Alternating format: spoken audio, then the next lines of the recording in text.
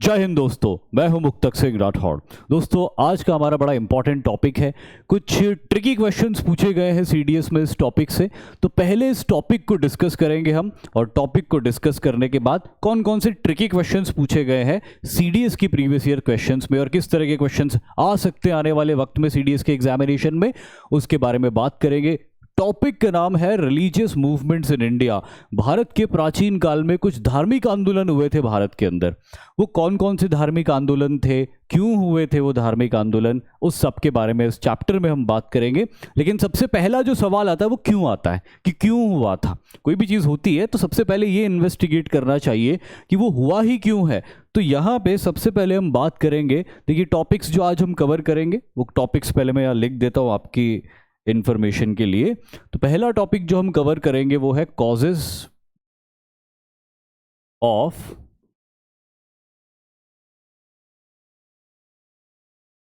Religious movements. दूसरा topic जो हम कवर करेंगे वो है बुद्धिज्म, साथ ही साथ उसके जैनिज्म के बारे में भी हम बात करेंगे। और इन दोनों के साथ हम बात करेंगे अदर सेक्ट्स, कुछ और भी सेक्ट्स थे जिनका राइज हुआ था इस दौर में। तो ये सब मिलाकर कहा जाता है रिलीजियस मूवमेंट्स इन एंशिएंट इंडिया। और सबसे पहले क्यों, आखिर कॉजेस क्या थे रिलीजियस मूवमेंट्स के होने के। तो अभी लास्ट चैप्टर हमने बात करी थी, किसकी बात करी थी, वैदिक सिविलाइजेशन की बात करी थी। वैदिक सिविलाइजेशन में हमने देखा था कि अर्ली वैदिक फेज था 1500 बीसी से लेके 1000 बीसी के बीच में। उसके बाद में लेटर वैदिक फेज आता है 1000 बीसी से लेकर 600 बीसी के बीच में। और ये जो लेटर वैदिक फेज था, इसकी रिलीजन को जब हम डिस्कस कर रहे थे तो मैंने आपको बताया था कि the religion had become rigid ritualistically. Religion के अंदर पावर्स ऑफ नेचर जो वर्शिप किए जाते थे वो खत्म हो गए और एंथ्रोपोमॉर्फिक डीटीज का वर्शिप शुरू हो गया। जो रिचुअल्स होते थे वो बहुत ज़्यादा रिजिड हो गए। इकोनॉमिकली बर्डनसम बन गया था वैदिक रिलीजन अपने लेटर फेज में। अर्ली फेज में तो बहुत रैशनल था और बहुत अच्छा था, लेकिन लेटर फेज में वो इकोनॉमिकली बहुत बर्डनसम बन गया था। और रिलीजन कुछ इस तरह से डिजाइन हो गया था, अश्वमेध यज्ञ करना पड़ेगा अगर टेरिटोरियल एक्सपेंशन करना है तो, एक राजा को अपनी सुप्रीमेसी साबित करने के लिए वाजपेयी यज्ञ करना पड़ेगा, और इस तरह के और भी कई दूसरे यज्ञ। यानी कि पॉलिटिक्स भी पूरा नहीं हो पाएगा, कोई रूलर पूरी तरह से रूल नहीं कर पाएगा अगर वो रिलीजन का सहारा नहीं लेता है। तो रिलीजन ने सब कुछ डोमिनेट कर लिया था। और इकोनॉमिकली, जैसे मैं बार बार बोल रहा हूँ, बर्डनसम हो गया था वो लोगों के लिए भी और राजाओं के लिए भी। और यही एक वजह मानी जाती, यहीं से फिर क्या होता है कि डिससैटिस्फैक्शन अराइज होता है।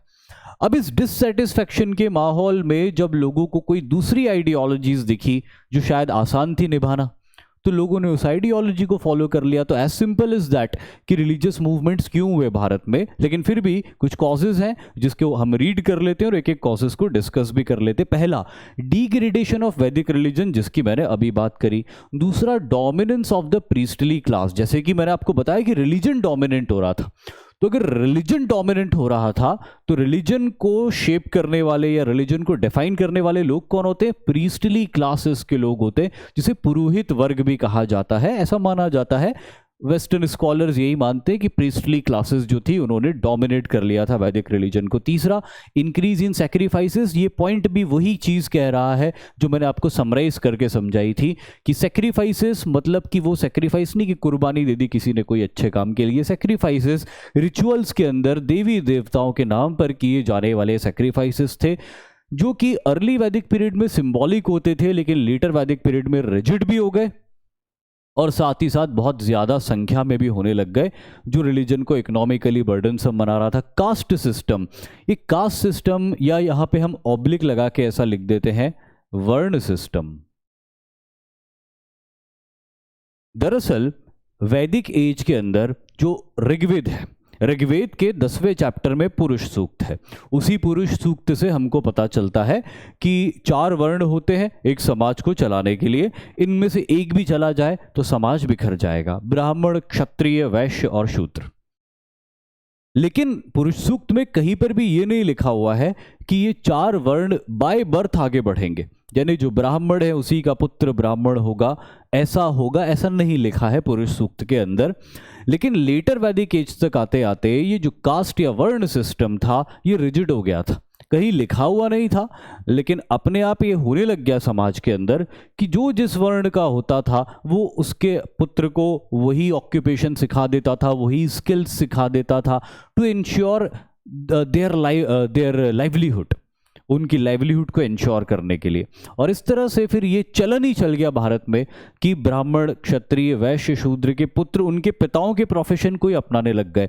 ऐसा कोई बात नहीं थी कि ब्राह्मणों या क्षत्रियों ने ऐसा एकाधिकार या विशेषाधिकार या प्रिविलेज कोई डिक्लेरेशन करके या कोई फोर्स यूज करके हासिल किया था। बस बात इतनी थी कि बेटा अपने बाप को देखता था, जल्दी सीख जाता था, और बाप भी अपने बेटे को सिखाने में कोई कसर नहीं छोड़ता था ताकि फटाफट उसका बेटा काबिल हो जाए, लाइवलीहुड अर्न करना शुरू कर दे। तो जो भी फादर, जिस भी प्रोफेशन का बाप होता था, अपने बेटे को वही सिखा देता था।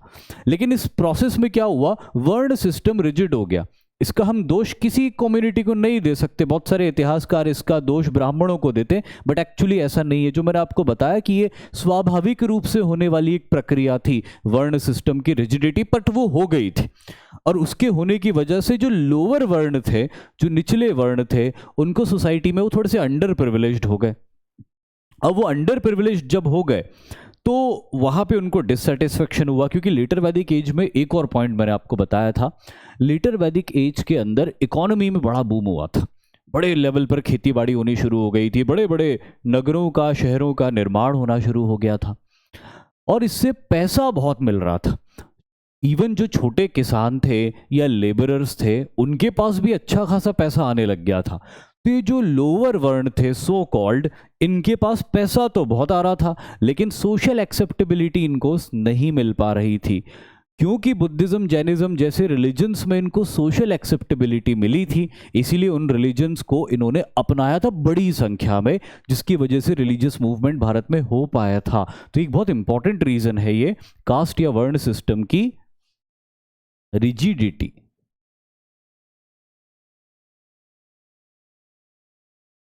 उसके बाद है डिफिकल्ट लैंग्वेज ऑफ वेदास। देखिए वेद जो थे बहुत ज़बरदस्त लिटरेचर है, फुल ऑफ नॉलेज, लेकिन संस्कृत में है। ग्रेजुअली भारत में बहुत लंबे समय तक जब आर्यों का फैलाव हुआ भारत में, तो हर जगह संस्कृत नहीं बोली जाती थी, या संस्कृत को भी उसके पूरे प्योर फॉर्म में नहीं बोला जाता था। पाली या प्राकृत जैसी भाषाओं का प्रयोग भी होता था संस्कृत की जगह पर, कई लोग करते थे पूरे भारत में। इनफैक्ट प्राकृत तो सबसे ज़्यादा बोली जाती थी और पाली भी बहुत ज़्यादा बोली जाती थी पूर्वी भारत के इलाकों में। तो क्योंकि लोग संस्कृत नहीं समझते थे तो अपने धार्मिक ग्रंथों से वो दूर होते गए, और वहीं बुद्धिज्म और जैनिज्म जैसे रिलीजन्स ने पाली और प्राकृत को यूज़ किया लोगों तक अपने संदेश पहुंचाने के लिए, अपनी टीचिंग्स पहुंचाने के लिए, और उनको बहुत सक्सेस मिली और रिलीजियस मूवमेंट्स हो पाए। तो लैंग्वेज का भी बहुत इंपॉर्टेंट रोल था इन रिलीजन्स की या इस रिलीजियस मूवमेंट को सक्सेसफुल बनाने में। एंड जैसे कि मैंने आपको समझाया था, इकोनॉमिकल राइज ऑफ शूद्रास, क्योंकि इकोनॉमी बूम पे थी लेटर वैदिक एज में, तो शूद्रों का इकोनॉमिकल राइज हुआ, बट सोशल एक्सेप्टेंस नहीं था। तो वो सोशल एक्सेप्टेंस उनको कहाँ मिला? वो सोशल एक्सेप्टेंस उनको बुद्धिज्म में मिला। कैसे मिला? अब जैसे बुद्धिज्म एक रिलीजन के तौर पे स्टैब्लिश हो गया, कुछ क्षत्रिय भी बुद्धिस्ट बने, कुछ ब्राह्मण भी बुद्धिस्ट बने, कुछ वैश्य भी बुद्धिस्ट बने, और कई शूद्र भी बुद्धिस्ट बने। लेकिन जब वो बुद्धिस्ट बन गए तो बुद्धिस्ट बनने के बाद वो न ब्राह्मण रहे, न वैश्य रहे, न क्षत्रिय रहे, न शूद्र रहे, अब वो इक्वल्स हो गए थे। तो इसमें एडवांटेज शूद्रों को मिला सोशल, क्योंकि वो लोग जिनके साथ पैरेलली शूद्र अभी तक बैठ नहीं सकते थे या रोटी बेटी का व्यवहार नहीं हो सकता था, अब बुद्धिस्ट सोसाइटी में वो पॉसिबल था, बिकॉज देयर वॉज नो वर्ण सिस्टम इन दिस सोसाइटी। और इसीलिए जो इकोनॉमिकल राइज था शूद्रों का, तो शूद्रों ने बड़ी संख्या में बौद्ध धर्म को अपनाया, और बौद्ध धर्म में उनको वो सोशल एक्सेप्टेबिलिटी भी मिल गई जिसकी उनको तलाश थी, और वैदिक सिविलाइजेशन या वैदिक सोसाइटी में उनको वो नहीं मिल रही थी। तो ये तो रहे सारे मेजर कॉजेज कि क्यों रिलीजियस मूवमेंट्स हुए थे। लेकिन रिलीजियस मूवमेंट हुए कैसे? आखिर वो घटना क्या? भाई कोई ना कोई ट्रिगर मूवमेंट तो होगा, कोई ना कोई ऐसा मोमेंट होगा जब ये चीज़ ट्रिगर हुई होगी। तो वो ट्रिगर कैसे हुई, किसने करी, उसकी कहानी को अब हम जानते हैं, और इसकी कहानी life of Lord Buddha and rise of Buddhism. दरअसल सब कुछ था। लेटर वैदिक एज में सारी परेशानियां रही होगी, वैदिक रिलीजन इकोनॉमिकली बर्डनसम हो गया होगा डेफिनेटली, लेकिन उस सब के बाद भी कोई एक इंसान चाहिए था जो कि भटके हुए या परेशान लोगों को कोई राह दिखा सके, और वो इंसान उभर कर आते हैं गौतम बुद्ध, जिनका नाम आप सभी ने बहुत अच्छे से सुना होगा। लेकिन अब हम गौतम बुद्ध की उस कहानी को डिस्कस करेंगे, जो कहानी हमको ये बताएगी कि किस तरह से गौतम बुद्ध एक बहुत बड़े सोशल और रिलीजियस रिफॉर्मर बन गए, और उन्हीं की वजह से ये रिलीजियस मूवमेंट वाला चैप्टर हम पढ़ रहे हैं। भारत में बहुत सारे बड़े और छोटे राज्य थे उस वक्त, उन्हीं में से एक छोटा सा राज्य था आज के नेपाल और भारत की बॉर्डर पर सिचुएटेड, जिसका नाम था कपिलवस्तु। इसी कपिलवस्तु राज्य में राजा थे शुद्धोधन और उनकी रानी थी महामाया। तो यंग कपल था, राजा रानी, उनको यानी कि उनकी जो वाइफ थी वो प्रेग्नेंट हुई, दे वर एक्सपेक्टिंग अ बेबी, और life was going very good for everyone. तभी अचानक महामाया, जो कि मदर होती बायोलॉजिकल गौतम बुद्ध की, उनको एक सपना आता है। सपना क्या आता है उनको कि एक सफ़ेद हाथी अपनी सूंड में, सफ़ेद हाथी को ऐरावत बोलते थे, ऐरावत बहुत अनकॉमन हाथी होते थे एंशिएंट इंडिया के अंदर, उनका जिक्र मिलता है, और ऐरावत को वैसे कहा जाता है इंद्र का हाथी। इंद्र जिस हाथी के ऊपर युद्ध में जाते वो ऐरावत होता है। तो ये ऐरावत हाथी बड़ा लंबा टस्कर, लंबे लंबे दांत है जिसके, वो टस्क वाला बड़ा लंबा चौड़ा हाथी अपनी हाथ में नहीं, सूंड में एक कमल का फूल लेकर आ रहा है इनकी तरफ। ये सब कुछ सपने में चल रहा है महामाया के, और इनकी तरफ बड़ा चला आ रहा है। इतना बड़ा हाथी उनकी तरफ बड़ा चला आ रहा है सूंड में कमल का फूल लेके, तो वो डर गई, घबरा गई, सपने में ही सही पर डर गई, घबरा गई। अचानक उनकी तरफ इतना क्लोज आया और उनकी राइट साइड से उनकी बॉडी में स्ट्राइक कर गया और अंदर घुस गया। अब उनकी नींद खुल गई, हाथी अंदर घुस गया तो इंसान तो घबरा जाएगा। नींद खुली उनकी, और नींद खुलने के बाद उन्होंने बताई ये बात अपने हस्बैंड को, तो उनके हस्बैंड ने कहा कि okay will figure it out in the morning कि इस सपने का मतलब क्या है। सुबह बहुत सारे स्कॉलर्स को बुलाया गया और रानी को आए इस सपने के बारे में डिस्कशन किया गया कि इसके क्या मीनिंग है, क्या इंडिकेशन है।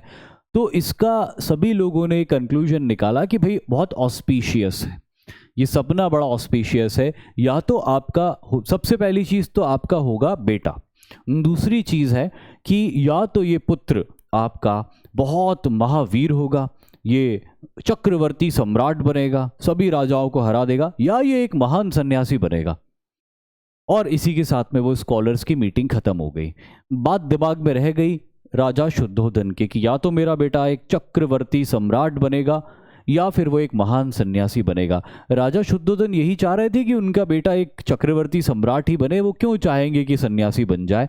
बट फिर वो वक्त आया जब महामाया को लेबर पेन हुआ और उसके बाद में उन्हें एक पुत्र की प्राप्ति हुई, बेटे का जन्म हुआ उनके। अनफॉर्चुनेटली महामाया उस बेटे को जन्म देने के बाद बहुत लंबे समय तक जीवित नहीं रह सकी, और महामाया की डेथ हो गई जब वो इन्फेंट ही था, नवजात शिशु ही था। उसका नाम रखा गया था सिद्धार्थ। ओरिजिनली उनका नाम गौतम बुद्ध नहीं था, ओरिजिनली उनका नाम था सिद्धार्थ। ये सोच के नाम रखा गया था कि ये बच्चा अपने सारे अर्थों को सिद्ध कर ले, और इसलिए उसको सिद्धार्थ कहा गया था। सिद्धार्थ का जन्म होता क्योंकि वो बहुत ही छोटा बच्चा था, तो उसके लिए इमीडिएटली एक मदर की रिक्वायरमेंट थी, और इसीलिए राजा शुद्धोधन ने महामाया की छोटी बहन से विवाह कर लिया, तो उसको यानी कि सिद्धार्थ को एक मदरली अफेक्शन मिल सके जिसकी उसको बहुत ज़रूरत थी एज एन इन्फेंट। और इस तरह से सिद्धार्थ की बायोलॉजिकल मदर की डेथ होती है, लेकिन उनको पालने वाली मदर, जो नई मदर उनकी होती, शी वॉज महाप्रजापति गौतमी। अब सिद्धार्थ का अपब्रिंगिंग शुरू होता है एक राजकुमार की तरह जो कि वो थे। राजा शुद्धोधन के दिमाग में ये बात थी कि चाहे कुछ भी हो जाए ये सन्यासी नहीं बनना चाहिए, चाहे ये चक्रवर्ती सम्राट ना बने वो चलेगा, लेकिन ये सन्यासी नहीं बनना चाहिए। और इसके लिए राजा शुद्धोधन ने बहुत जतन भी किए। राजा शुद्धोधन ने कभी भी सिद्धार्थ को ऐसे एलिमेंट्स के सामने एक्सपोज नहीं होने दिया जिन एलिमेंट्स को देखकर, सुनकर या समझकर सिद्धार्थ के मन में नेगेटिविटी आए, दुख आए। क्योंकि नेगेटिविटी, दुख, यही सारी वो चीज़ें होती है जो किसी इंसान को एक्टिव लाइफ छोड़कर संन्यास लेने के लिए मजबूर कर सकती है। और इसीलिए सिद्धार्थ को राजा शुद्धोधन ने इन सारी एलिमेंट्स से जितना पॉसिबल हो सकता है दूर रखा। ज़्यादातर वो एक चीज़ इंश्योर करते थे कि पैलेस प्रमाइसेस के बाहर वो सिद्धार्थ को जाने नहीं देते थे। सिद्धार्थ को सब कुछ पैलेस प्रमाइसेस के अंदर ही लाके दिया जाता था। 16 साल के जब सिद्धार्थ हुए तो सिद्धार्थ एक बहुत अच्छे आर्चर हो गए थे। ये बहुत कम लोग जानते हैं ये गौतम बुद्ध के बारे में, लेकिन सिद्धार्थ यानी कि गौतम बुद्ध का जो ओरिजिनल नाम था, सिद्धार्थ एक बहुत ही अच्छे धनुर्धारी थे। He was a very good Archer. और एक आर्चरी की कंपटीशन हुई थी जहां पे इन्होंने अपने स्किल्स शो किए थे 16 साल की उम्र में, और तब एक राजकुमारी ने इनको पसंद किया था, जिसके बाद इनका विवाह हुआ था उस राजकुमारी से। उस राजकुमारी का नाम यशोधरा था। यशोधरा से विवाह होने के बाद में सिद्धार्थ को एक बेटा भी हुआ जिसका नाम था राहुल। जिसका नाम राहुल था नहीं, रखा गया था ऑब्वियसली, तो इसका नाम राहुल रखा गया था। तो अब इनकी पूरी एक फैमिली हो गई थी, इनकी शादी हो गई थी, इनका एक बेटा हो गया था, एक राजकुमार थे ही ये। इनके फादर के रिटायरमेंट के बाद इनको ही राजा बनना था, तो everything was going very good. लेकिन तभी एक ऐसा इंसिडेंस होता है जिस इंसिडेंस के बाद में लॉर्ड बुद्ध की लाइफ बदल जाती है। और लॉर्ड बुद्ध की लाइफ कैसे बदलती है, ये वो इंसिडेंस होता है फोरसाइट्स। एक बार इनके फादर यानी कि लॉर्ड बुद्ध के फादर कहीं बाहर जाते हैं, जो लॉर्ड बुद्ध नहीं, मैं सिद्धार्थ नाम लूंगा यहाँ पे। एक बार सिद्धार्थ के फादर कहीं कपिलवस्तु से बाहर जाते हैं। इस समय सिद्धार्थ की उम्र लगभग 28 साल हो चुकी थी। He was 28 years old. Siddharth के फादर बाहर जाते हैं और इसी वक्त सिद्धार्थ को ऐसा लगता है कि ये मौका है मुझे कि मैं बाहर की दुनिया देख सकूं, क्योंकि मेरे फादर मुझे जाने ही नहीं देते कभी बाहर। और जैसे ही सिद्धार्थ के फादर यानी कि शुद्धोधन बाहर जाते हैं, आउट ऑफ टाउन जाते हैं किसी काम से, तो सिद्धार्थ अपने चैरियटियर जिसका नाम था चन्ना, उसको कहता है कि कंथक यानी कि जो सिद्धार्थ का घोड़ा था, वो कहते हैं कि कंथक को लाओ, रथ में लगाओ और मुझे बाहर ले चलो। और इस तरह से अपने फादर के सुपरविजन के बाहर पहली बार Siddhartha out of palace premises जाते हैं। और आउट ऑफ पैलेस प्रमाइसेस जाने के बाद में वो 4 ऐसे साइट्स देखते हैं, जिन 4 साइट्स को देखने के बाद में उनकी लाइफ पूरी तरह से बदल जाती है। वो 4 साइट्स कौन कौन से थे? पहला साइट था एन ओल्ड मैन, एक बूढ़ा आदमी। क्योंकि सिद्धार्थ ने कभी इतना बूढ़ा आदमी देखा ही नहीं था अपनी लाइफ में, तो वो उस बूढ़े की बुढ़ापे को देखकर घबरा गए और चन्ना से उन्होंने सवाल किए कि ये क्या है। तो चन्ना ने उनको समझाया कि ये बूढ़ा आदमी है। और ये भी बात समझ में आई सिद्धार्थ को कि हर इंसान जो लंबा जिएगा इतना बूढ़ा हो जाएगा और उसकी बॉडी उतनी वीक हो जाएगी। अब घबरा गए सिद्धार्थ ने कभी सोचा नहीं था कि मेरी भी हालत ऐसी हो सकती है या मेरे फादर की हालत ऐसी हो सकती है। सिद्धार्थ को बड़ा शौक लगा, क्योंकि अकॉर्डिंग टू बुद्धिस्ट लिटरेचर्स को अगर हम सच माने तो लॉर्ड बुद्ध या सिद्धार्थ लाइफ की हार्श और प्रैक्टिकल रियलिटी से बहुत दूर थे। और घर से बाहर निकलने के बाद ये जो दृश्य वो देख रहे थे, ये सारे दृश्य उनको लाइफ की हार्श और प्रैक्टिकल रियलिटी से रूबरू करवा रहे थे। और पहला दृश्य था ओल्ड मैन का। दूसरा जो साइट वो देखते हैं, दूसरा साइट होता है एक सिक मैन का, यानी कि एक बीमार आदमी। ये जो बीमार आदमी है, इसको जब लॉर्ड बुद्ध देखते हैं तो क्योंकि उन्होंने कभी इस लेवल की बीमारी नहीं देखी थी, तो अगेन वो घबरा जाते कि ये क्या हुआ, इसको आइसोलेटेड क्यों रखा हुआ है। तो फिर सब बात होती कि भाई इसको कोई बीमारी हो गई और इसको जो बीमारी हुई है वो कॉन्टेजियस है, तो इसको दूर रखा हुआ है और ये बड़ा तकलीफ में है। और फिर सिद्धार्थ को इसका रियलाइजेशन होता है कि ये मेरे साथ भी हो सकता है। और फिर सिद्धार्थ और घबरा जाते हैं। सिद्धार्थ अपने चैरियटियर को बोलते हैं यार आगे चलो, मुझसे सब देखा नहीं जा रहा। तब इनको तीसरा दृश्य दिखाई देता है जो बिल्कुल सारी चीज़ें ख़त्म कर देता है। वो है डेड बॉडी, यानी कि एक डेड बॉडी का प्रोसेशन निकल रहा था, शव यात्रा निकल रही थी। जो ये शव यात्रा निकल रही थी, तो सिद्धार्थ, अब बुद्धिस्ट लिटरेचर्स बड़ा स्ट्रेंजली ये कहते हैं कि सिद्धार्थ को ये भी नहीं पता था कि मृत्यु क्या होती है। थोड़ा प्रैक्टिकली सोचने में ये सही नहीं लगता कि 28 साल का आदमी जिसकी शादी हो चुकी है, जिसका एक बेटा है, उसको ये ना पता हो कि मृत्यु क्या होती है। लेकिन बुद्धिस्ट लिटरेचर्स में ऐसे ही लिखा हुआ है कि जब वो डेड बॉडी के प्रोसेशन को देखते हैं और चन्ना से पूछते हैं कि चन्ना ये क्या है, और चन्ना उनको समझा रहे कि ये मर गया है और मरने के बाद इसको जलाया जाएगा। क्या 28 साल की पूरी एज में लॉर्ड बुद्ध ने या उस समय के सिद्धार्थ ने क्या एक भी मृत्यु नहीं देखी थी? ऐसा पॉसिबल नहीं होता, बट फिर भी बुद्धिस्ट लिटरेचर्स में ऐसा बताया गया है। मैं हमेशा इसको ऐसे इंटरप्रेट करता हूँ कि दरअसल लॉर्ड बुद्ध को मृत्यु का रियलाइजेशन हुआ होगा। एक होता है इन्फॉर्मेशन और एक होता है रियलाइजेशन। कुछ चीज़ें हमको पता होती है लेकिन हम उनको कभी रियलाइज नहीं करते।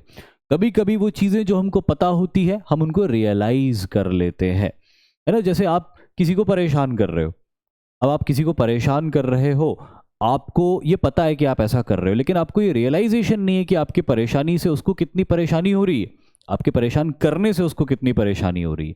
तो वो रियलाइजेशन जब आपको हो जाएगा तो आप उसको परेशान करना बंद कर दोगे। तो ये होता है रियलाइजेशन और इन्फॉर्मेशन के बीच का डिफरेंस। आपको पता है कि आपको पढ़ाई करनी है, आपको पता है आपको पढ़ाई करनी है, लेकिन आपको रियलाइजेशन कब होगा? जब आप पढ़ाई नहीं करोगे और आपका एग्ज़ाम बिगड़ जाएगा और फिर बहुत सारे उसके कॉन्सिक्वेंसेस होंगे, तब आपको रियलाइज़ होगा कि पढ़ाई करना चाहिए थी मुझे। तो शायद लॉर्ड बुद्ध को या उस समय के सिद्धार्थ को पता तो होगा कि मृत्यु क्या होती, लेकिन चन्ना ने उनको ये समझाया होगा कि मृत्यु तय है, अटल सत्य है, सबकी होगी, आपकी भी होगी, आपके लव्ड वंस की भी होगी, कोई बचने नहीं वाला इससे। न कोई बच पाया है आज तक और ना ही आगे कोई बचने वाला है इससे। और उस समय इस हार्श रियलिटी को रियलाइज करने के बाद सिद्धार्थ के मन में सवाल उठा कि अगर यही सच है दुनिया का कि सब मरते ही हैं, चाहे कोई भी हो वो, तो हम अपने जीवन को इतना खुशी से क्यों जीते? ये सवाल आया लॉर्ड बुद्ध के मन में, उस समय के सिद्धार्थ के मन में। और सिद्धार्थ ने कहा कि अब वापस चलो, मेरा मन बहुत अशांत है। और वापस जाते हुए रास्ते में उनको चौथा दृश्य दिखाई दिया, एसेटिक यानी कि सन्यासी का, जो एक बहुत ही शांति से बैठा हुआ इंसान था, जिसके मन में कोई दुख नहीं था, जिसके मन में कोई तकलीफ नहीं थी, जो एक्साइटेड भी नहीं था और डिप्रेस्ड भी नहीं था। ज्यादातर लोग जो सिद्धार्थ ने शहर में देखे थे, ऑर्डिनरी लोग, या तो सिद्धार्थ ने एक्साइटेड लोग देखे थे या सिद्धार्थ ने डिप्रेस्ड लोग देखे थे।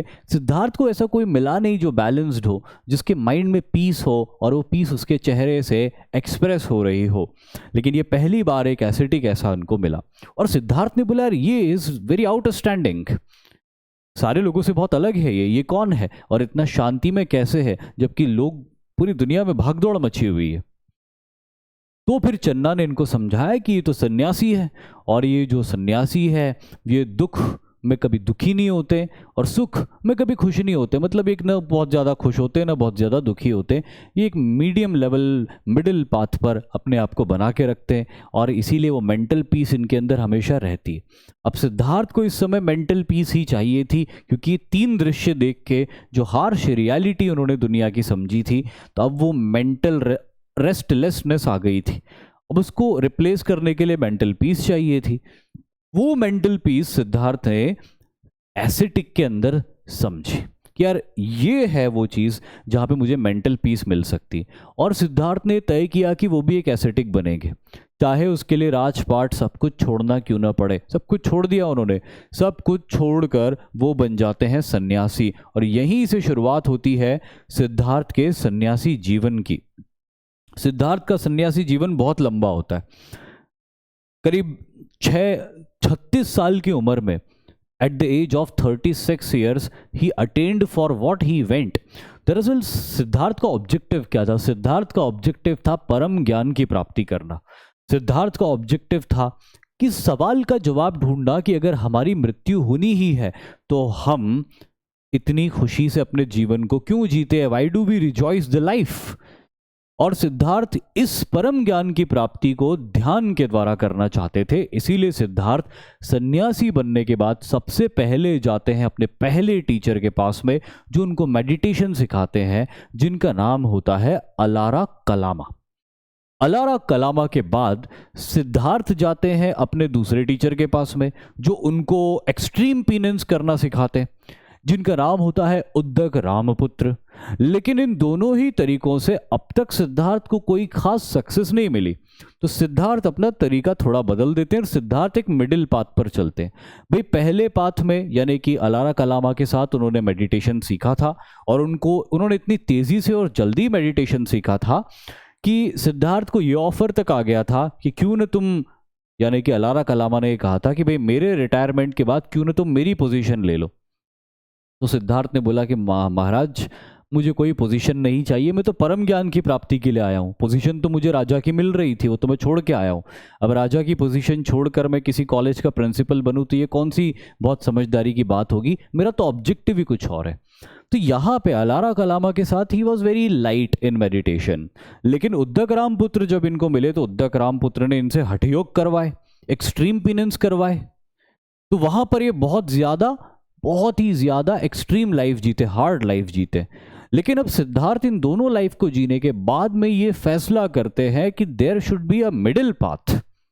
न बहुत ज़्यादा लीनियंट हमको होना है, न बहुत ज़्यादा एक्सट्रीम पे हमको जाना है, इन दोनों के बीच में कहीं हमको चलना है। और शायद इन दोनों के बीच में ही चलकर सक्सेस मिलेगी। और फिर लॉर्ड बुद्ध एक मिडिल पाथ एक्वायर करते हुए अपनी मेडिटेशन की प्रैक्टिस करते हैं और धीरे धीरे धीरे अपने मेडिटेशन की कैपेसिटी को बढ़ाते जाते। मेडिटेशन की प्रोसेस में उनके माइंड में जॉय फील होता है और वो जॉय वो आगे बढ़ाते जाते हैं। जैसे कि कोई वीडियो गेम खेलते हुए स्टेज आफ्टर स्टेज क्लियर करता है, वैसे ही लॉर्ड बुद्ध भी अपने मेडिटेशन की कैपेसिटी को बढ़ाते हुए स्टेज आफ्टर स्टेज आगे बढ़ते जा रहे थे। जैसे जैसे उनकी आगे की स्टेजेस बढ़ती जा रही थी, वैसे वैसे ही वो जो जॉय फील हो रहा था, स्टेट ऑफ जॉय माइंड में आ रहा था, वो भी बढ़ता जा रहा था। और ऐसे करते करते एक बार आज के बिहार में, दक्षिणी बिहार में गया नाम के टाउन के नज़दीक एक जंगल में पीपल का पेड़ था और उसी पीपल के पेड़ के नीचे बैठे हुए उन्होंने जो ध्यान लगाया तो 49 दिनों तक यानी कि 49 डेज तक लगातार मेडिटेशन करते रहे। और एक के बाद एक, जैसे कोई लड़का लड़की वीडियो गेम खेलते हुए सारी स्टेजेस पार कर देते हैं, उस दिन वो जो ध्यान लगाया सिद्धार्थ ने तो सारी स्टेजेस पार कर दी और उस अल्टीमेट जॉय को एक्सपीरियंस किया, जिस अल्टीमेट जॉय को state of bliss and rest भी कहा जाता है। और इसी state of bliss and rest में इंसान के माइंड में जो क्लैरिटी आती है, वही क्लैरिटी सुप्रीम नॉलेज के तौर पे भी जानी जाती है। दरअसल बात ऐसी है कि जब आप अपने माइंड में वो स्टेट ऑफ ब्लिस और रेस्ट एक्सपीरियंस कर लेते हो तो फिर एक ऐसा जॉय आपने एक्सपीरियंस कर लिया कि अब आप कोई भी फिजिकल प्लेजर उससे बड़ा नहीं है। ज़्यादातर लोग, हम लोग, हमारे जैसे लोग, we are driven by physical pleasures. हम जो भी कर रहे हैं वो सब इसीलिए कर रहे हैं because we want physical pleasures. लेकिन ये जो सन्यासी लोग होते हैं, ये मेडिटेशन के थ्रू अपने माइंड में एक ऐसे जॉय को एक्सपीरियंस करते हैं जो किसी भी फिजिकल प्लेजर से बहुत ऊपर होता है। इसीलिए जो एक्चुअली में सही मायनों में सन्यासी होते हैं वो किसी भी तरह के फिजिकल प्लेजर के दीवाने नहीं होते, उसकी तरफ भागते नहीं या वो करते नहीं। उन्हें ना कोई बहुत बड़े फ्लैशी या ग्लैमरस कपड़े पहनने का शौक़ होता है, न वो अपने पास कोई बहुत सारी बिलोंगिंग्स रखते हैं, न उनके पास में कोई पार्टनर्स होते हैं, और बड़े मज़े से अपनी ज़िंदगी जीते हैं। क्यों? क्योंकि अपने माइंड के अंदर एक ऐसे जॉय को अनुभव करते हैं मेडिटेशन के थ्रू जिसके सामने बाकी सारे फिजिकल प्लेजर ज़ीरो है। और जब इंसान अपने फिजिकल प्लेजर्स की स्टेट से ऊपर निकल जाता है, जब अपनी इंद्रियों को वो जीत लेता है, तो वो इंसान पूरी दुनिया में जो कुछ भी हो रहा है उसको अनबायस्डली देख सकता है। और बहुत अच्छे से, कि कोई ट्रैफिक जैम है कहीं पे, अब आप उस ट्रैफिक जैम में फंसे हुए हो तो आपको पता नहीं चलेगा कि निकलना कहाँ से बच के निकलूँ, कौन सी गली से निकलूँ, कहाँ से मुझे रास्ता मिल जाएगा आगे जाने के लिए। लेकिन सोचो कि शहर में ट्रैफिक जैम है और आप कोई 20 माले की बिल्डिंग की छत पे खड़े होकर देख रहे हो, तो आपको सब समझ में आ जाएगा कि अगर ये आदमी थोड़ा सा पीछे आके इस गली में मोड़ ले तो इस गली से आगे बढ़ते बढ़ते इसको एक रोड मिलेगी जहाँ कोई ट्रैफिक नहीं है और यहाँ से अपने घर की तरफ जा सकता है। लेकिन अगर आप ट्रैफिक जैम में फंसे हुए हो तो आपको कैसे पता चलेगा कि पीछे जाऊंगा, गली आएगी और फिर कोई खाली रोड मिलेगी। तो ये जो सारे सन्यासी होते थे, सुप्रीम जॉय हासिल करने के बाद जब फिजिकल प्लेजर से बाहर निकल जाते थे तो दुनिया के सारे झंझटों से भी ये निकल जाते थे। तो जब ये दूर से देखते थे दुनिया में जो कुछ भी हो रहा उसका हिस्सा नहीं रह जाते थे, फिर ये उसको सिर्फ ऑब्जर्व करते थे। और उसको ऑब्जर्व जब ये करते थे तो इनको सब समझ में आने लगता था क्या उचित है, क्या अनुचित है, क्या है और क्या नहीं है। और जब लोग इनसे सवाल पूछा करते थे उनकी लाइफ को बेहतर करने के लिए, तो ये लोग जवाब दिया करते थे। लॉर्ड बुद्ध ने कभी भी धर्म संस्थापक बने ही नहीं। लॉर्ड बुद्ध ने कभी भी 10 लोगों को इकट्ठा करके नहीं बोला कि आज से हम नया धर्म शुरू करते हैं और उसका नाम होगा बुद्धिज्म। कुछ नहीं किया उन्होंने ऐसा। उन्होंने अपना सुप्रीम जॉय हासिल किया, आगे बढ़ गए।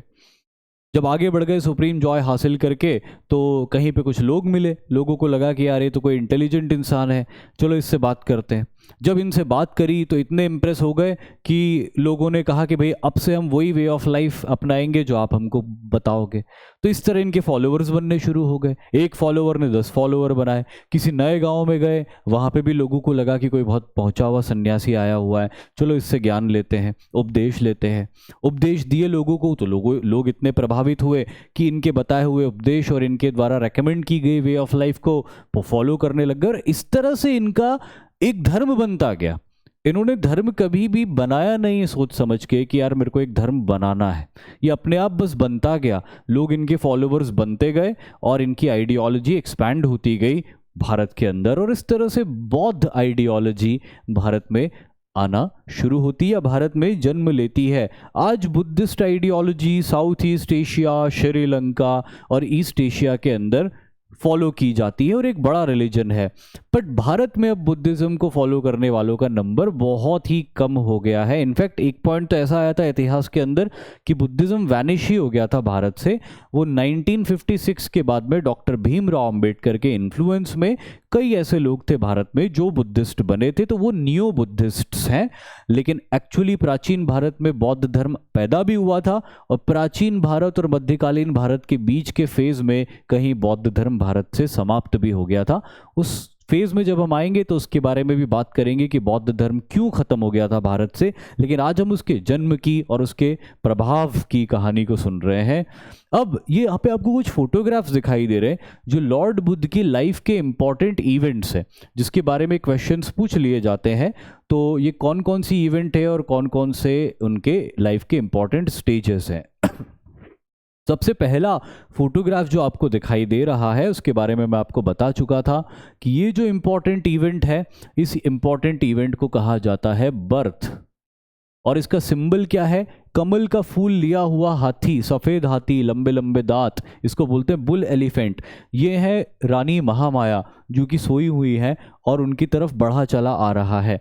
तो ये सपने में आया था रानी महामाया को। इस सपने को इनके जन्म से रिलेट किया जाता है। तो इनके जन्म का सिंबल है lotus and a bull elephant. फिर एक वक्त ऐसा आया था जब 4 दृश्यों को देखने के बाद में सिद्धार्थ ने हाउस होल्ड लाइफ को छोड़ दिया था और सन्यासी जीवन को अपना लिया था। तो वो जो फेज है जब वो निकल गए थे घर से बाहर, उसे कहा जाता है महा अभिनिश क्रमण। ये इंपॉर्टेंट इवेंट है जब पहली बार लाइफ, ये यहां से लिख देता हूं मैं इसको वापस, महा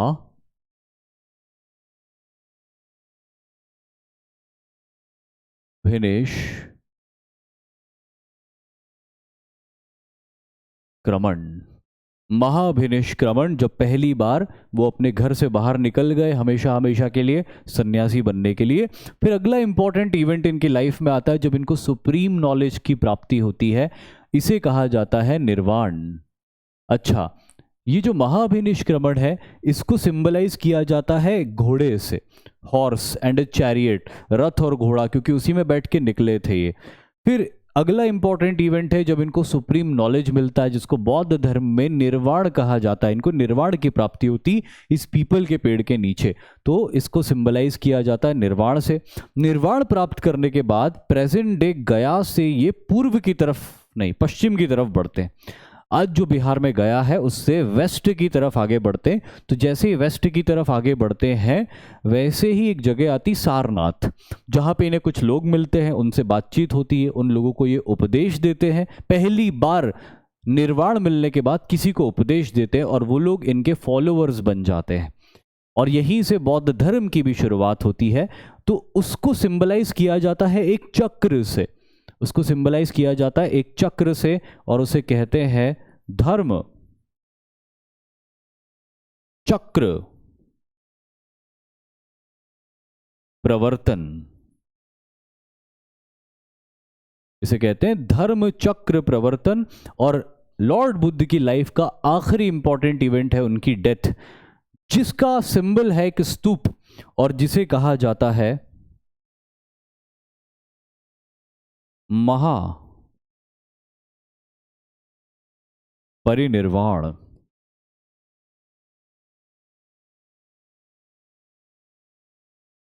जिसको कहा जाता है महापरिनिर्वाण, जिसका सिंबल है कि स्तूप। स्तूप एक तरह का आर्किटेक्चर होता था जो मौर्यन पीरियड में बनना शुरू हुआ भारत में, जिसके अंदर किसी बड़े बुद्धिस्ट मॉन्क के या लॉर्ड बुद्ध के शरीर के कुछ छोटे छोटे अवशेषों को प्रिजर्व करके रखा जाता था। तो इस तरह स्तूप बनाए जाते थे। स्तूप को उनकी डेथ से सिंबलाइज किया जाता है। तो ये सारे इंपॉर्टेंट इवेंट्स हैं लॉर्ड बुद्ध की लाइफ के, और साथ ही साथ हमने ये देखा कि कौन कौन से सिंबल्स के साथ में उनको आइडेंटिफाई या रिलेट किया जाता है। अब हम आगे बात करते हैं कि आखिर सुप्रीम नॉलेज हासिल करने के बाद में जो सिद्धार्थ थे वो बुद्ध हो गए थे। यहाँ पे मैं सिद्धार्थ के नाम भी लिख देता हूँ कि सिद्धार्थ को कई नामों से जाना जाता था। कौन कौन से नाम थे यहाँ पे मैं लिख देता हूँ, नेम्स ऑफ लॉर्ड बुद्ध।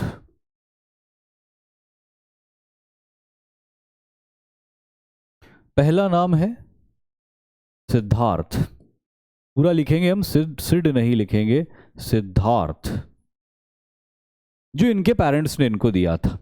दूसरा नाम जो इनका पॉपुलर है पूरी दुनिया में, जो है बुद्ध। बुद्ध इनको क्यों कहा गया था? क्योंकि इनकी बुद्धि जागृत हो गई थी सुप्रीम नॉलेज मिलने के बाद में। तो बुद्ध का मतलब होता है द एनलाइटेंड।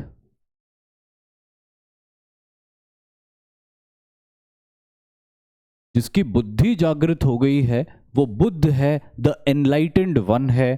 फिर तीसरा नाम जो है, भाई कई बार ऐसे भी लोग मिलते थे इनको जो इनको जानते नहीं थे। उस समय कोई ये टीवी और इलेक्ट्रॉनिक प्रिंट मीडियाज वगैरह तो हुआ नहीं करते थे कि भाई ठीक है लॉर्ड बुद्ध को सबने देख लिया टीवी में या यूट्यूब पे। तो लॉर्ड बुद्ध से कई लोग मिलते थे कई बार जो उनको नहीं जानते थे कि ये बुद्ध है, और वो उनसे पूछते थे कि आप कौन है। तो जब कोई उनको ऐसे अनजान मिल जाता था और उनसे पूछ लेता था कि व्हाट इज़ योर नेम, आपका शुभ नाम क्या है, तो ये क्या बोलते थे? क्या ये अपने आप को सिद्धार्थ बताते थे या ये अपने आप को बुद्ध बोलते थे? नहीं, दोनों ही नहीं बोलते थे। ये अपने आप को कहते थे तथागत।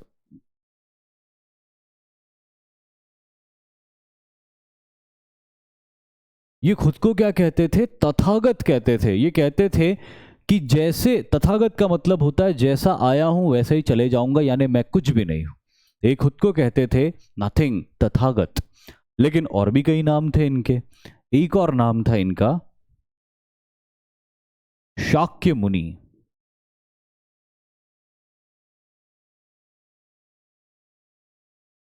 क्योंकि सिद्धार्थ का जन्म शाक्य क्षत्रिय परिवार में हुआ था। सिद्धार्थ एक क्षत्रिय थे बाय बर्थ, उनके फादर एक क्षत्रिय थे, तो बाय ब्लड वो क्षत्रिय थे। तो उनका जन्म शाक्य क्षत्रिय परिवार में हुआ था। वो परिवार जिसने सिर्फ योद्धा और राजा ही पैदा किए थे, लेकिन उस परिवार ने पहली बार एक मुनि पैदा किया था। इसलिए कई लोग ये कहते थे कि शाक्य परिवार, शाक्य क्षत्रियों के परिवार में पैदा हुआ एक मुनि, इसीलिए इनको शाक्य मुनि भी कहा जाता था। तो ये लॉर्ड बुद्ध के बहुत सारे अलग अलग नाम हैं। लेकिन अब ये जो लॉर्ड बुद्ध थे या तथागत थे या शाक्य मुनि थे या सिद्धार्थ थे, इनकी टीचिंग क्या थी? सुप्रीम नॉलेज हासिल करने के बाद ये लोगों को बता क्या रहे थे, क्या करना चाहिए क्या नहीं करना चाहिए? तो इनकी टीचिंग के 4 बेसिक प्रिंसिपल्स हैं। ये जो 4 बेसिक प्रिंसिपल्स हैं ये कौन कौन से हैं? इस लाइन के ऊपर वो लिखे हुए हैं। सबसे पहला ये कहते थे कि दुख ही सत्य है, life is full of sorrows, जीवन में दुख ही दुख है।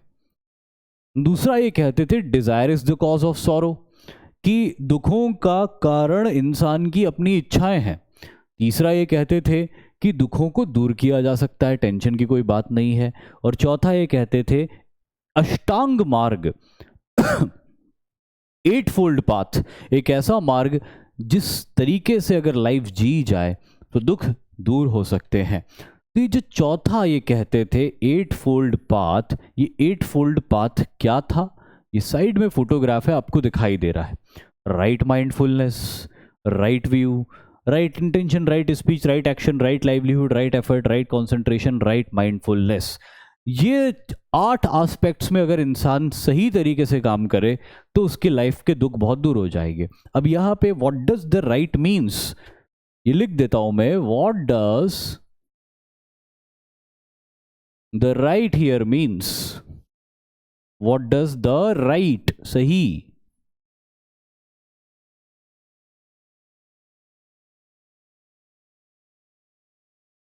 ये तो समझ में आ गया ना। एफर्ट क्या होता है, लाइवलीहुड क्या होता है, एक्शन क्या होता है, speech, intention, view, mindfulness, concentration, ये तो सब आपको पता है इसके मीनिंग्स क्या होते हैं।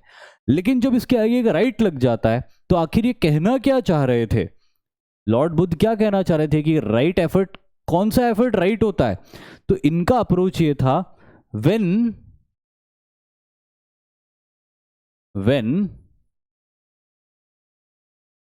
practiced by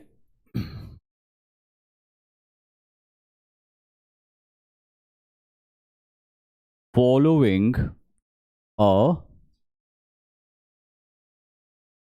middle path,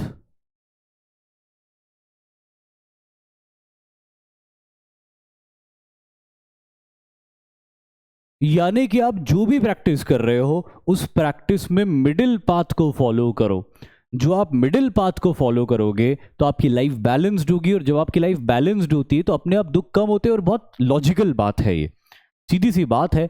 आप कोई जैसे हम संस्कृत में कहते हैं ना, संस्कृत में एक बहुत मशहूर कहावत है कि अति सर्वथा वर्जिते। कोई सा भी काम हो, कितना भी अच्छा भी क्यों ना हो, अगर आप उसको बहुत ज़्यादा करते हो तो वो खराब होता है, वो बुरा हो जाता है।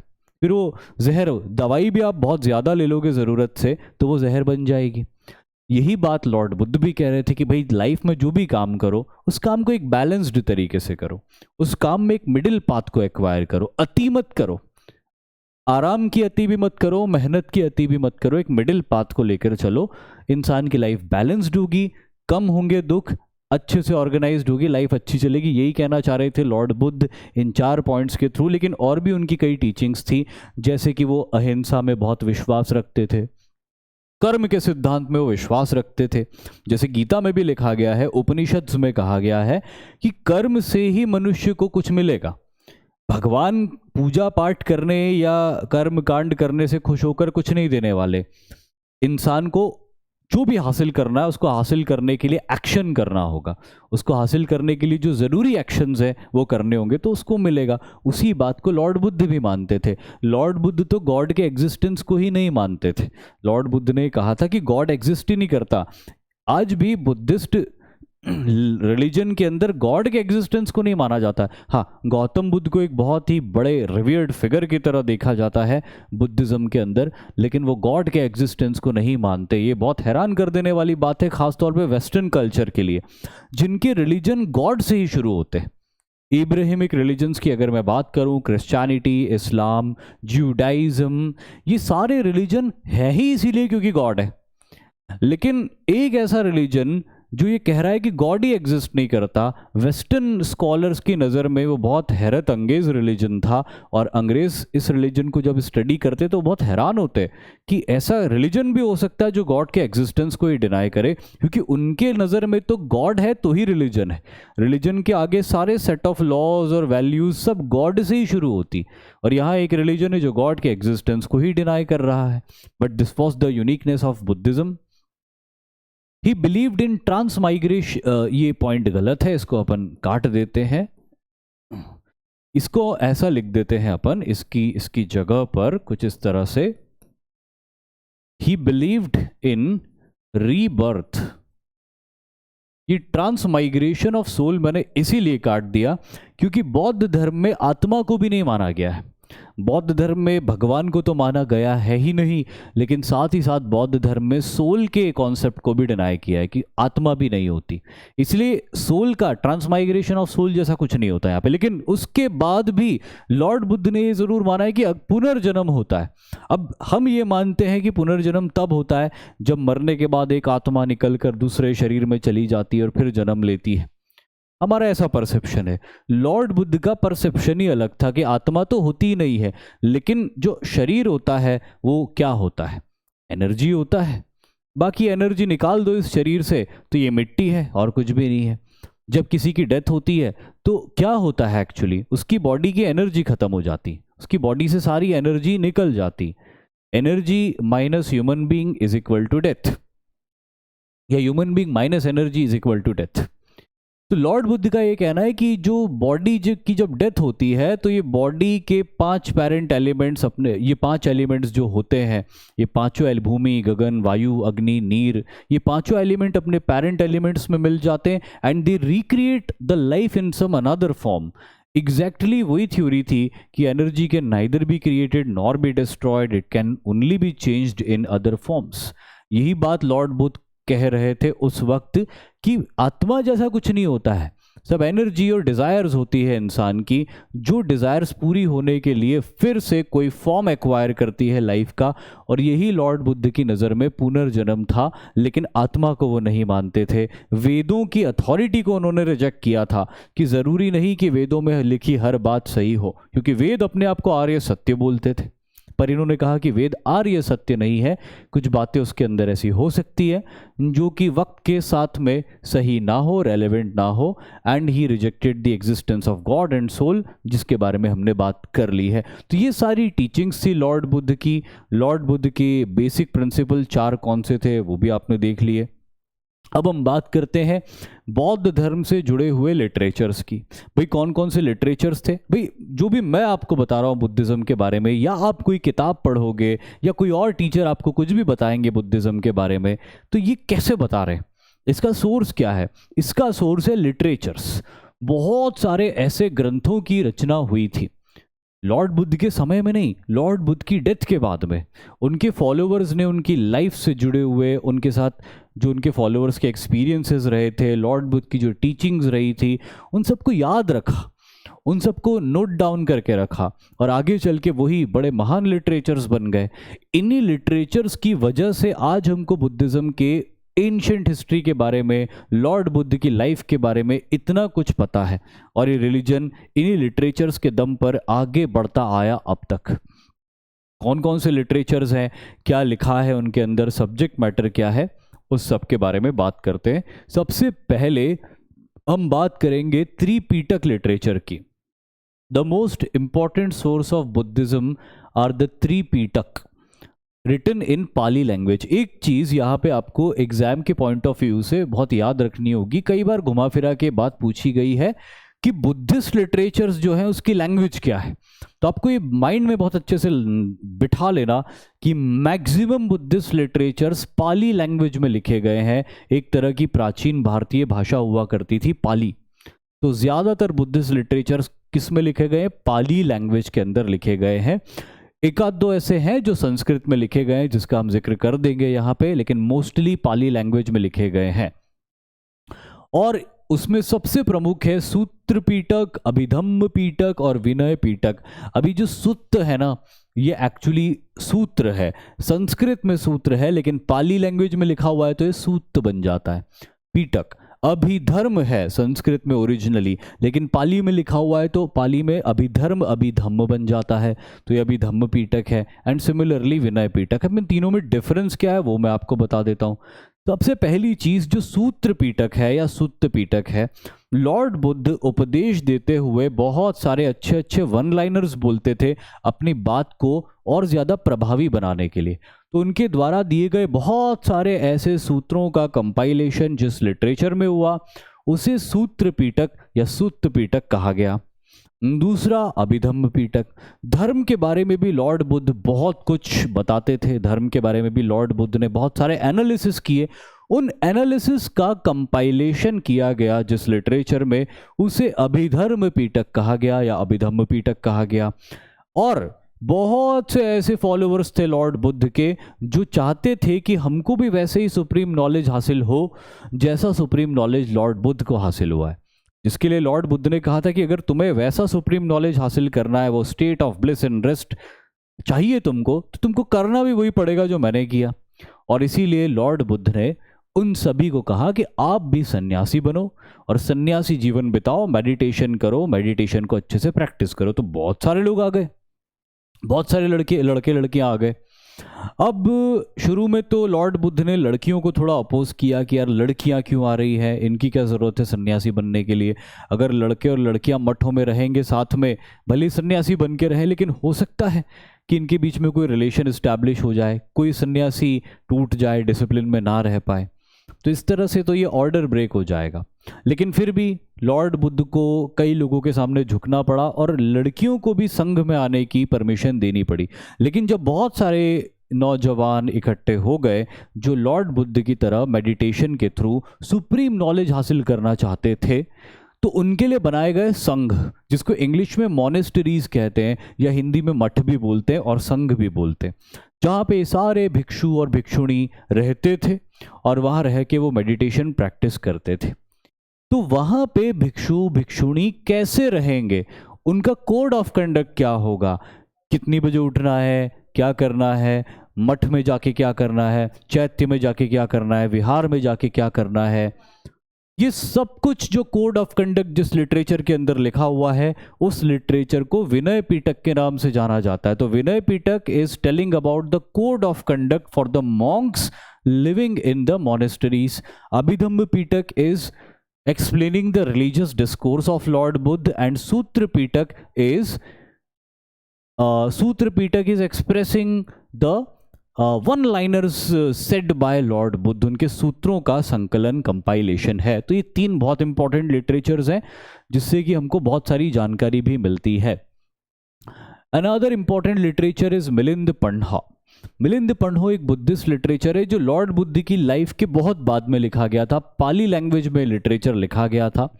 पोस्ट मौर्यन पीरियड की ये कहानी है, जब एक इंडो ग्रीक रूलर पंजाब में एक बुद्धिस्ट मॉन्क से मिलते हैं।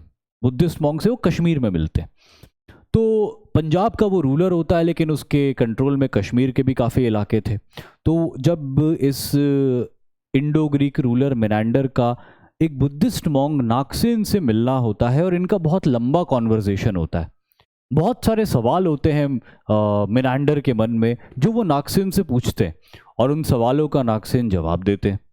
रिजल्ट ये होता है कि इस कॉन्वर्जेशन के बाद मेनांडर नागसेन से इतने इम्प्रेस होते हैं, इतने प्रभावित होते हैं कि वो बुद्धिज़्म को एम्ब्रेस कर लेता है और मेनांडर बन जाता है मिलिंद। तो नागसेन और मेनांडर के बीच में ये जो कॉन्वर्जेशन हुआ था, ये बड़ा इंटरेस्टिंग कॉन्वर्जेशन है जिसको मिलिंद पंडहो नाम के लिटरेचर के अंदर कंपाइल किया गया है, जिसके अंदर किस तरह से मेनांडर मिलिंद बना, क्या क्या उसके सवाल थे, किस तरह नागसेन ने उनको जवाब दिया और कन्विंस किया वायलेंस का रास्ता छोड़कर बौद्ध धर्म में आने के लिए। Next is Buddha Charita. अब बुद्ध चरिता में कुछ यूनिकनेस है। वैसे तो लॉर्ड बुद्ध की कैरेक्टर और उनकी लाइफ के ऊपर लिखा हुआ ही ये लिटरेचर है, लेकिन what is unique about this literature is that this literature is written in Sanskrit. जैसे कि मैंने आपको बताया था कि लॉर्ड बुद्ध के ऊपर लिखे गए मैक्सिमम लिटरेचर्स कौन सी लैंग्वेज में लिखे गए हैं, पाली में लिखे गए हैं। लेकिन ये एक यूनिक लिटरेचर है जो उनके लिए उनकी लाइफ के ऊपर संस्कृत में लिखा गया था, जिसको लिखने वाले एक महाकवि थे अश्वघोष। ये सब लॉर्ड बुद्ध की लाइफ के बहुत बाद की बात है जब ये लिटरेचर्स लिखे गए थे। दीपवंश और महावंश श्रीलंका, वे श्रीलंका में बौद्ध धर्म को सम्राट अशोक ने पहुंचाया था। सम्राट अशोक आप सभी जानते हैं, आगे हम चैप्टर भी पढ़ेंगे कि एक बहुत बड़े सम्राट भी थे और बौद्ध धर्म के अनुयायी भी बन गए थे। बौद्ध धर्म के अनुयायी बनने के बाद में सम्राट अशोक ने बौद्ध धर्म को दुनिया में फैलाने की प्रोसेस शुरू करी। अपने बेटे को भेजा श्रीलंका और अपनी बेटी को भेजा साउथ ईस्ट एशिया, और इन दोनों के थ्रू बौद्ध धर्म को भी इंटरनेशनल बना दिया लॉर्ड बुद्ध ने। तो श्रीलंका में भी बौद्ध धर्म बहुत प्राचीन काल से पालन किया हुआ आता चला आ रहा है और वहाँ पर भी बहुत सारे लिटरेचर्स लिखे गए, जिसमें इंपॉर्टेंट है दीपवंश और महावंश जो श्रीलंकन बुद्धिस्ट लिटरेचर्स हैं। और बाद में एक और रूलर आए जिनको सेकंड अशोक कहा जाता था, जिनका नाम था कनिष्क। मौर्यन काल समाप्त होने के बाद में कुषाणों की पावर बनी थी भारत में, और यही कुषाणों में से एक ताकतवर रूलर थे कनिष्क। और इन्हीं कनिष्क ने बौद्ध धर्म को तिब्बत में फैला दिया था और तिब्बत से फिर आगे वो चाइना और कोरिया तक भी पहुंच गया था। तो ये जो कनिष्क थे इन्होंने तिब्बत में बौद्ध धर्म फैलाया था। आज भी तिब्बत के अंदर बौद्ध धर्म का पालन किया जाता है। वहाँ पे भी कुछ लिटरेचर्स का क्रिएशन हुआ था जिनका नाम है अशोकावदान और दिव्यावदान। तो ये बहुत सारे लिटरेचर्स हैं बौद्ध धर्म से रिलेटेड जो कि बौद्ध धर्म के बारे में काफ़ी इन्फॉर्मेशन देते हैं और लॉर्ड बुद्ध की लाइफ के बारे में भी बहुत सारी इन्फॉर्मेशन देते हैं। एक लिटरेचर को मैं यहाँ पे और इंक्लूड करूँगा, ये स्टार मार्क कर देता हूँ। उस लिटरेचर का नाम है जातक टेल्स, जिसको जातक कथाएं भी कहा जाता है।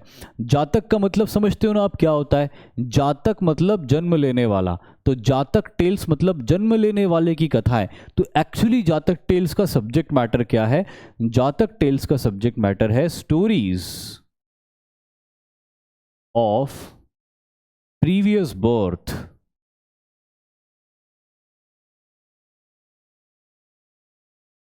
Of Lord Buddha.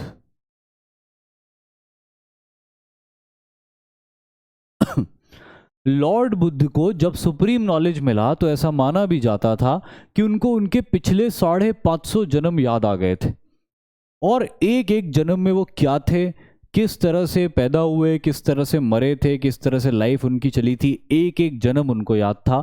और कई बार अपनी कोई बात समझाने के लिए अपने किसी पिछले जन्म की कहानी का रेफरेंस वो देते थे। तो इस तरह उनकी कहानियों के रेफरेंसेस को सुन सुन के लोगों ने उसको कंपाइल किया और एक लिटरेचर बना दिया जिसको कहते हैं जातक टेल्स।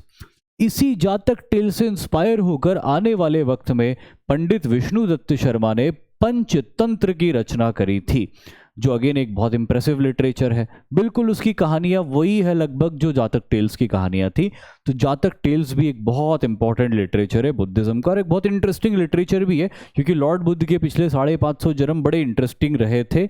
एक जानवर, एक कीड़ा, एक राजा, एक चोर, हर तरह का जीवन 550 जन्मों में उन्होंने बहुत डाइवर्स लाइफ जी थी, अलग अलग फॉर्म में, अलग अलग रूप में। Now we move on to another religious movement, another important religion in the religious movement's journey, and that is Jainism. देखिए वर्ड जैनिज्म बहुत बाद में डेवलप हुआ।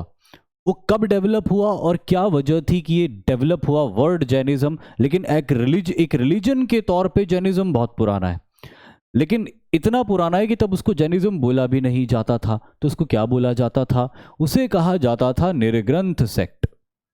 एक बहुत पुरानी विचारधारा है।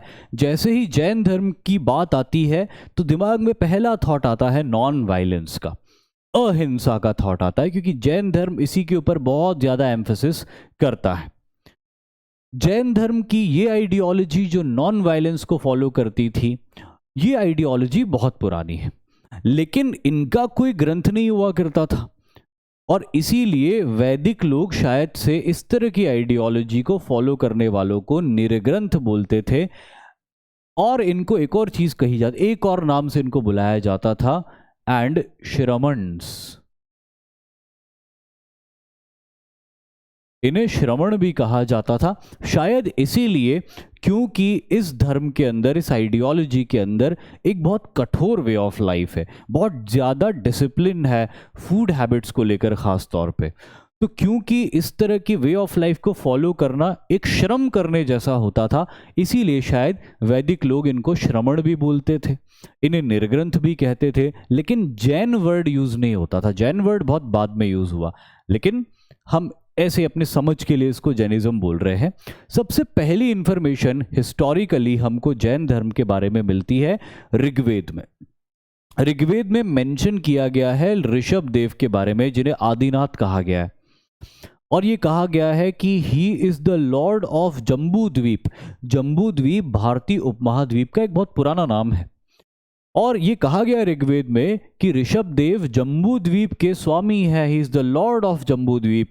तो एक यही ऋषभ देव या यही आदिनाथ जैनों के पहले तीर्थंकर भी हैं। तो एक बात तो क्लियर हो गई कि जैन धर्म, चाहे वो जैन वर्ड से ना जाना जाता हो, लेकिन एक आइडियोलॉजी के तौर पर उतना तो पुराना है ही जितना ऋग्वेद है।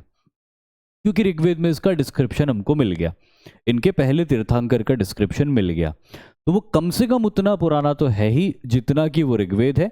हाँ, ऋग्वेद से पुरानी भी हो सकती है ये आइडियोलॉजी भारतीय उपमहाद्वीप में, उसमें भी और रिसर्च की ज़रूरत है।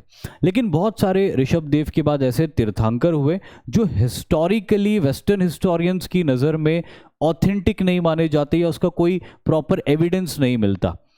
तो यहाँ पर जितने भी वेस्टर्न स्कॉलर्स हैं जिन्होंने भारत के इतिहास को लिखा है और उसी लिखे हुए इतिहास के आधार पर भारत के इतिहास को पढ़ाया जाता है और उसी लिखे हुए इतिहास के आधार पर क्वेश्चंस भी पूछे जाते हैं, तो उसके हिसाब से अगले जो तीर्थंकर जिनके हिस्टोरिकल एग्जिस्टेंस की इंफॉर्मेशन बहुत ज़्यादा है और वेस्टर्न हिस्टोरियंस उनको मानते हैं कि हाँ ये एग्जिस्ट करते थे, वो है 23वें तीर्थंकर। मतलब आप सोचो कि पहले तीर्थंकर के बारे में जानकारी है, उसके बाद में 22 तक तीर्थंकरों के बारे में ठीक से हिस्टोरिकल एविडेंसेस नहीं है। जैन लिटरेचर्स में तो पूरी की पूरी कहानियां लिखी हुई है, लेकिन इन जैन लिटरेचर्स को एकदम रिलायबल नहीं मानते वेस्टर्न हिस्टोरियंस जिन्होंने भारत के इतिहास को लिखा था, तो उसको स्टडी नहीं करते। वो सीधे जाके 23वें तीर्थंकर को स्टडी करते जिनका कुछ हिस्टोरिकल एविडेंसेस दूसरे लिटरेचर्स में भी मिलता है अदर देन जैन लिटरेचर्स, और उनका नाम है लॉर्ड पार्श्वनाथ।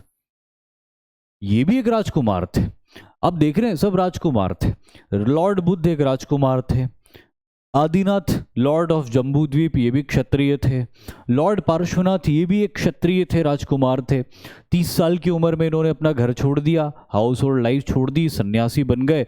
सन्यासी बनने के बाद में ये चले गए प्रेजेंट डे झारखंड में, और प्रेजेंट डे झारखंड में सम्मेद शिखर नाम की एक बहुत ऊंची पहाड़ी पर चले गए। वहाँ जाकर 80 दिनों का मेडिटेशन किया और सुप्रीम नॉलेज हासिल किया। और उस सुप्रीम नॉलेज हासिल करने के बाद में जैन रिलीजन के अंदर इन्होंने बड़े बड़े रिफॉर्म किए। जैन रिलीजन में वर्ड यूज़ कर रहा हूँ आपको समझाने के लिए, लेकिन अब तक ये 23वें तीर्थंकर तक जैन वर्ड यूज़ नहीं होता था। 24वें तीर्थंकर के बाद जैन वर्ड यूज़ होना शुरू हुआ था, लेकिन इन्होंने कैवल्य प्राप्त किया। अच्छा, एक चीज़ और आपको ध्यान रखनी कि वही सुप्रीम नॉलेज जिसको बौद्ध धर्म में निर्वाण कहा गया है, जैन धर्म में उसको कैवल्य कहा गया है। एक छोटा सा डिफरेंस है, बात वही है जो मैंने वहां पे समझाई थी, वही यहाँ पे भी लागू होती, वर्ड अलग अलग है। तो सम्मेद शिखर प्रेजेंट डे झारखंड के अंदर इन्होंने सुप्रीम नॉलेज हासिल किया और फिर इन्होंने कुछ टीचिंग्स दी थी, वो टीचिंग्स मैं आगे आपको बताऊंगा। और इनके बाद 24वें तीर्थंकर आते हैं। अच्छा, ये जो 23वें तीर्थंकर थे लॉर्ड पार्श्वनाथ, इनके बारे में मैं लिख देता हूँ एक और पॉइंट जो आप याद रख सकते हैं। लगभग 750 BC 750 BC में ये जीवित थे। एग्जैक्टली नहीं पता है बड़े बड़े इतिहासकारों को भी कि एग्जैक्टली कब से कब तक ये जिए थे, लेकिन एक अनुमान है कि अराउंड 750 BC ही लिव्ड। सिमिलरली एक और तीर्थंकर आते हैं जो जैनों के सबसे रिवियर्ड तीर्थंकर माने जाते हैं, जो 24वें तीर्थंकर है, जिन्हें महावीर स्वामी के नाम से भी जाना जाता है। ये महावीर स्वामी 24वें तीर्थंकर थे। महावीर क्यों कहा जाता है इनको? ये तो सन्यासी थे, इसके बारे में भी हम बात करेंगे। He lived in between 540 BC to 468 BC।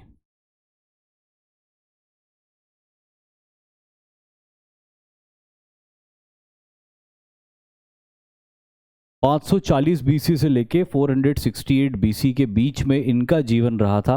तो आप देख सकते हैं एक तीर्थंकर से दूसरे तीर्थंकर में कितना गैप है, कितना डिफरेंस है, कितने 100 सालों बाद, कितनी सेंचुरीज बाद दूसरे तीर्थंकर आते थे। लेकिन इन दोनों तीर्थंकरों ने इस रिलीजन को एक ज़बरदस्त इम्पेटस प्रोवाइड किया और भारत में देखते देखते ये एक पॉपुलर रिलीजन बन गया था। तो इस तरह से अलग अलग तीर्थंकर आते हैं 1 से लेके 24 तक, सबका अपना अलग अलग इंपॉर्टेंस है। सबसे पहले हम बात करेंगे लॉर्ड पार्श्वनाथ की। पहले लॉर्ड पार्श्वनाथ की बात कर लेते हैं।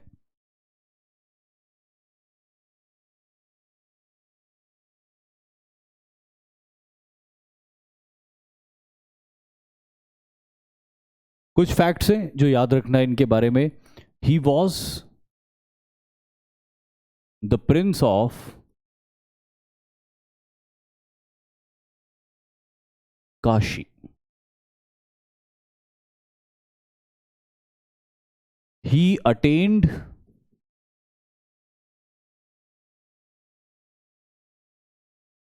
कैवल्य,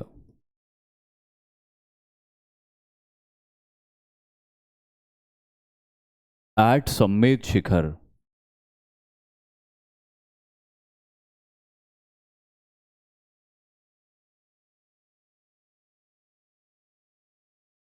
ये अटेंड कैवल्य एट सम्मेद शिखर, जो पॉइंट पहले भी मैंने लिख दिया था। अब कैवल्य अटेन करने के बाद जो ये कुछ ऐसे पॉइंट्स देते, कुछ इनकी टीचिंग्स होती है जिसकी वजह से जैन रिलीजन के अंदर रिफॉर्म आए थे बहुत बड़े। वो टीचिंग्स कौन सी थी वो लिख लेते अपन, हिज टीचिंग्स। इनकी पहली टीचिंग क्या थी? इनकी पहली टीचिंग थी सत्य, हमेशा सच बोलना चाहिए। दूसरी टीचिंग थी इनकी अहिंसा, हिंदी में ही लिख देता हूं, अहिंसा। अगली टीचिंग थी इनकी अस्तेय, यानी किसी को धोखा नहीं देना, झूठ नहीं बोलना। और इनकी अगली टीचिंग थी अपरिग्रह,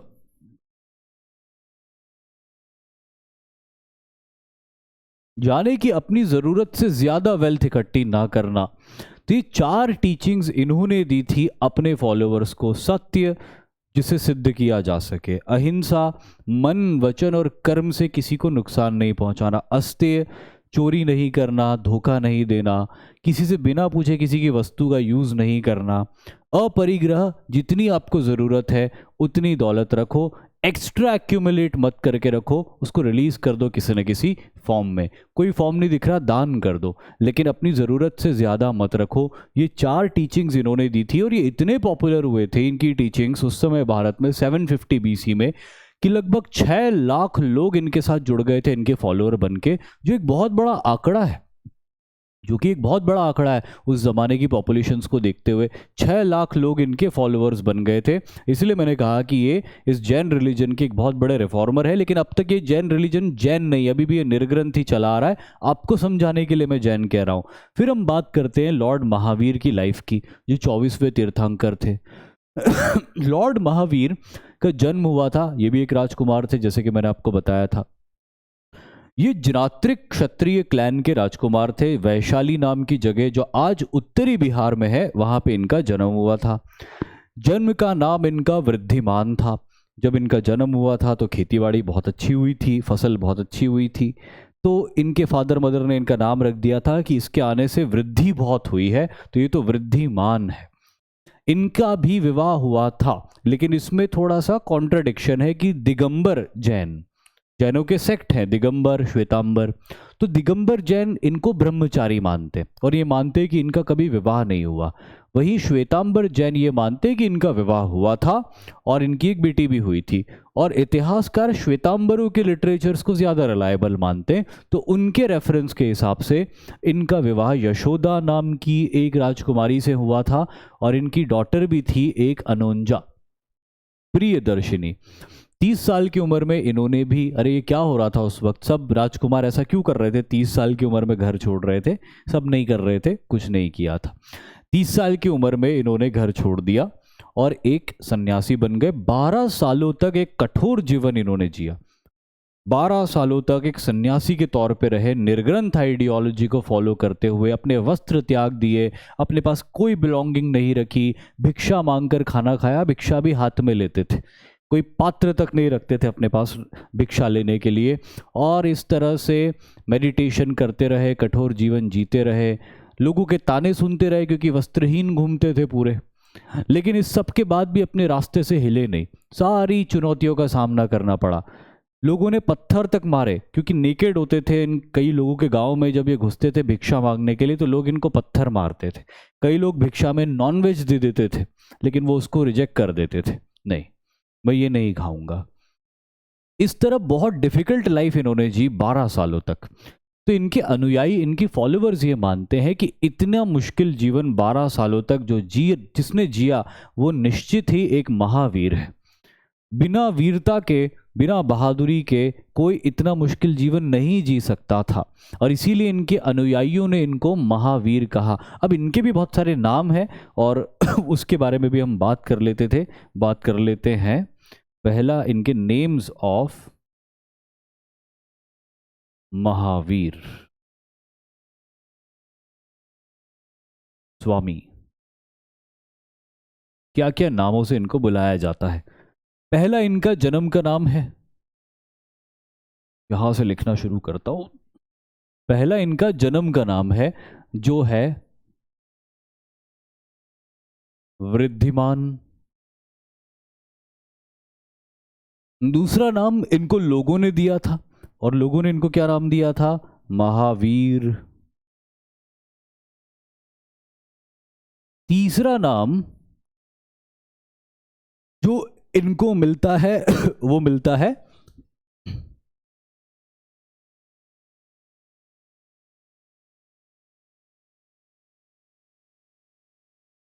निगंथ नाथ पुत्र। अभी ये जो निगंधनाथ पुत्र है ये एक्चुअली निर्ग्रंथनाथ पुत्र है। जैसे कि मैंने आपको बोला था ना कि ये जो रिलीजन है, इस रिलीजन को ओरिजिनली निर्ग्रंथ कहा जाता था, तो इसीलिए इनको निर्ग्रंथनाथ पुत्र भी कहा जाता था इस रिलीजन के चलते। और एक नाम और था इनका, और वो नाम था जिनेंद्र। इन्हें जिनेंद्र भी कहा जाता था क्योंकि ये माना जाता था कि इन्होंने अपनी सारी इंद्रियों को जीत लिया है, इसीलिए ये हो गए हैं जिनेंद्र। तो ये जिनेंद्र है, ये निर्ग्रंथनाथ पुत्र है, ये महावीर है, ये वृद्धिमान है। ये सारी बातें इनकी क्वालिटीज़ को बताती है। इनकी टीचिंग क्या थी? ये जो 4 टीचिंग है लॉर्ड पार्श्वनाथ की, इसमें एक टीचिंग इन्होंने ऐड करी थी और वो थी ब्रह्मचर्य। इसका मतलब ये नहीं था कि अपने फॉलोअर्स को शादी नहीं करने का कह रहे थे कि आप शादियां मत करो। एक्चुअली ये अपने फॉलोअर्स को ये कह रहे थे कि बहुत ज़रूरत से ज़्यादा लग्जूरियस ज़िंदगी मत बिताओ, क्योंकि ये वो फेज था भारत में जब इकोनॉमी बूम पे थी। इकोनॉमी बहुत अच्छी हो गई थी लेटर वैदिक एज के बाद में, तो पैसा बहुत आ रहा था कई लोगों के पास में, खास तौर पे व्यापारियों के पास में। इसीलिए इन्होंने अपने व्यापारी भाइयों से कहा कि देखो ऐसा है कि आपके पास पैसा बहुत है लेकिन आप ओवर लग्जरी में स्पेंड मत करो, क्योंकि जब आप लग्जरी ज़्यादा करोगे तो अपने आप ये 4 फिलॉसफीज़ या पॉलिसीज़ जो है, ये पॉइंट्स जो है, ये वायलेट हो जाएंगे किसी न किसी तरह से। इसीलिए ब्रह्मचर्य का पालन करने की सलाह इन्होंने अपने फॉलोअर्स को दी थी। अब हम देखते हैं कि बौद्ध धर्म और जैन धर्म के बीच में क्या क्या समानताएं हैं, क्या सिमिलैरिटीज़ है। सबसे पहली सिमिलैरिटी, दोनों ने वेदों को रिजेक्ट किया। दोनों ने वैदिक आइडियोलॉजी के हिसाब से अपने आप को नहीं ढाला, दोनों ने वैदिक आइडियोलॉजी की बहुत सारी बातों को काट दिया। Buddhism and Jainism rejected the notion of grand rituals along with authority of Vedas and priestly classes. दोनों ही रिचुअल्स को प्रैक्टिस नहीं करते थे। दोनों ही रिलीजन में कोई यज्ञ वगैरह, हवन वगैरह का कॉन्सेप्ट नहीं है। दूसरा, animal rights. Both Buddhism and Jainism also stressed on the principle of non violence. हालांकि जैनिज्म में नॉन वायलेंस को बहुत ज़्यादा बड़े लेवल पर जाकर एक्सरसाइज किया जाता है, लेकिन उसके अलावा बुद्धिज्म के अंदर भी नॉन वायलेंस का अच्छा खासा कॉन्सेप्ट है। बुद्धिज्म के अंदर भी नॉन वायलेंस को काफ़ी इंपॉर्टेंट माना गया है। एक पॉइंट और है जिसको यहाँ ऐड कर देता हूँ मैं, ये पॉइंट है, बोथ रिलीजन्स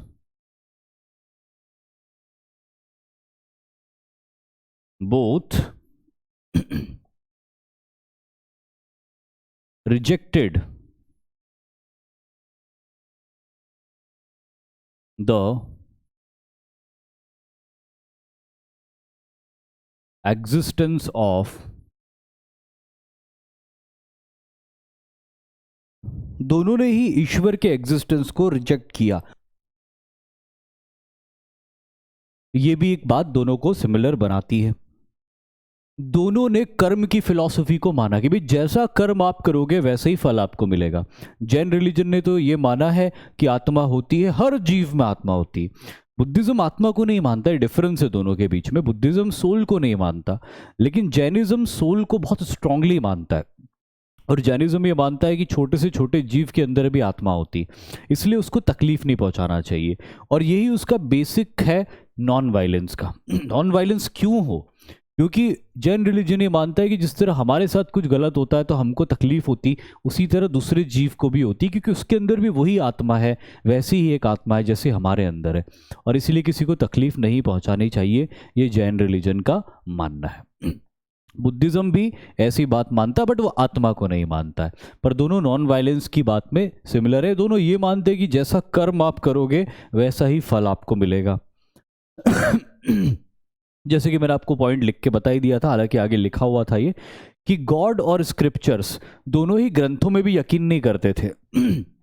ऋग्वेद, यजुर्वेद, सामवेद, अथर्ववेद या किसी तरह के ग्रंथ उन्होंने अपने जीते जी पनपने भी नहीं दिए। उनके जन्म के बाद बहुत सारे ग्रंथ बन गए उन लोगों के ऊपर, लेकिन उनके जन्म के दौरान या उनके जीते जी उन्होंने अपने ऊपर कोई ग्रंथ की रचना नहीं होने दी। लेकिन ये बात है कि दोनों ही गॉड के एग्जिस्टेंस को डिनाई करते थे। दोनों ही पुनर्जन्म, री इनकारनेशन, चाहे बुद्धिज्म सोल के कॉन्सेप्ट को डिनाई कर रहा हो, लेकिन बुद्धिज्म ने भी ये माना है कि पुनर्जन्म होता है। और जैन रिलीजन तो बहुत स्ट्रांगली ये मानता है कि जैसा कर्म आप करते हो उसी के हिसाब से आपको अगला जन्म मिलता है। ये सारी सिमिलैरिटीज के पॉइंट्स हैं, लेकिन इनके बीच में कुछ डिफरेंस भी है, वरना दोनों एक ही हो जाते। ये आत्मा में बिलीव करते थे, ये बिलीव नहीं करते थे सोल के अंदर।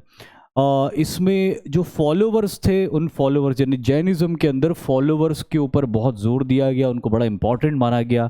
यहाँ पे बौद्ध धर्म में जो मॉन्क्स बन जाते थे उनको बहुत इंपॉर्टेंट माना जाता था, क्योंकि जैन रिलीजन के रूल्स एंड रेगुलेशन इतने टफ होते थे कि उसको फॉलो करने वाले भी एक तरह के थोड़े छोटे मोटे मॉन्क जैसे ही हो जाते थे।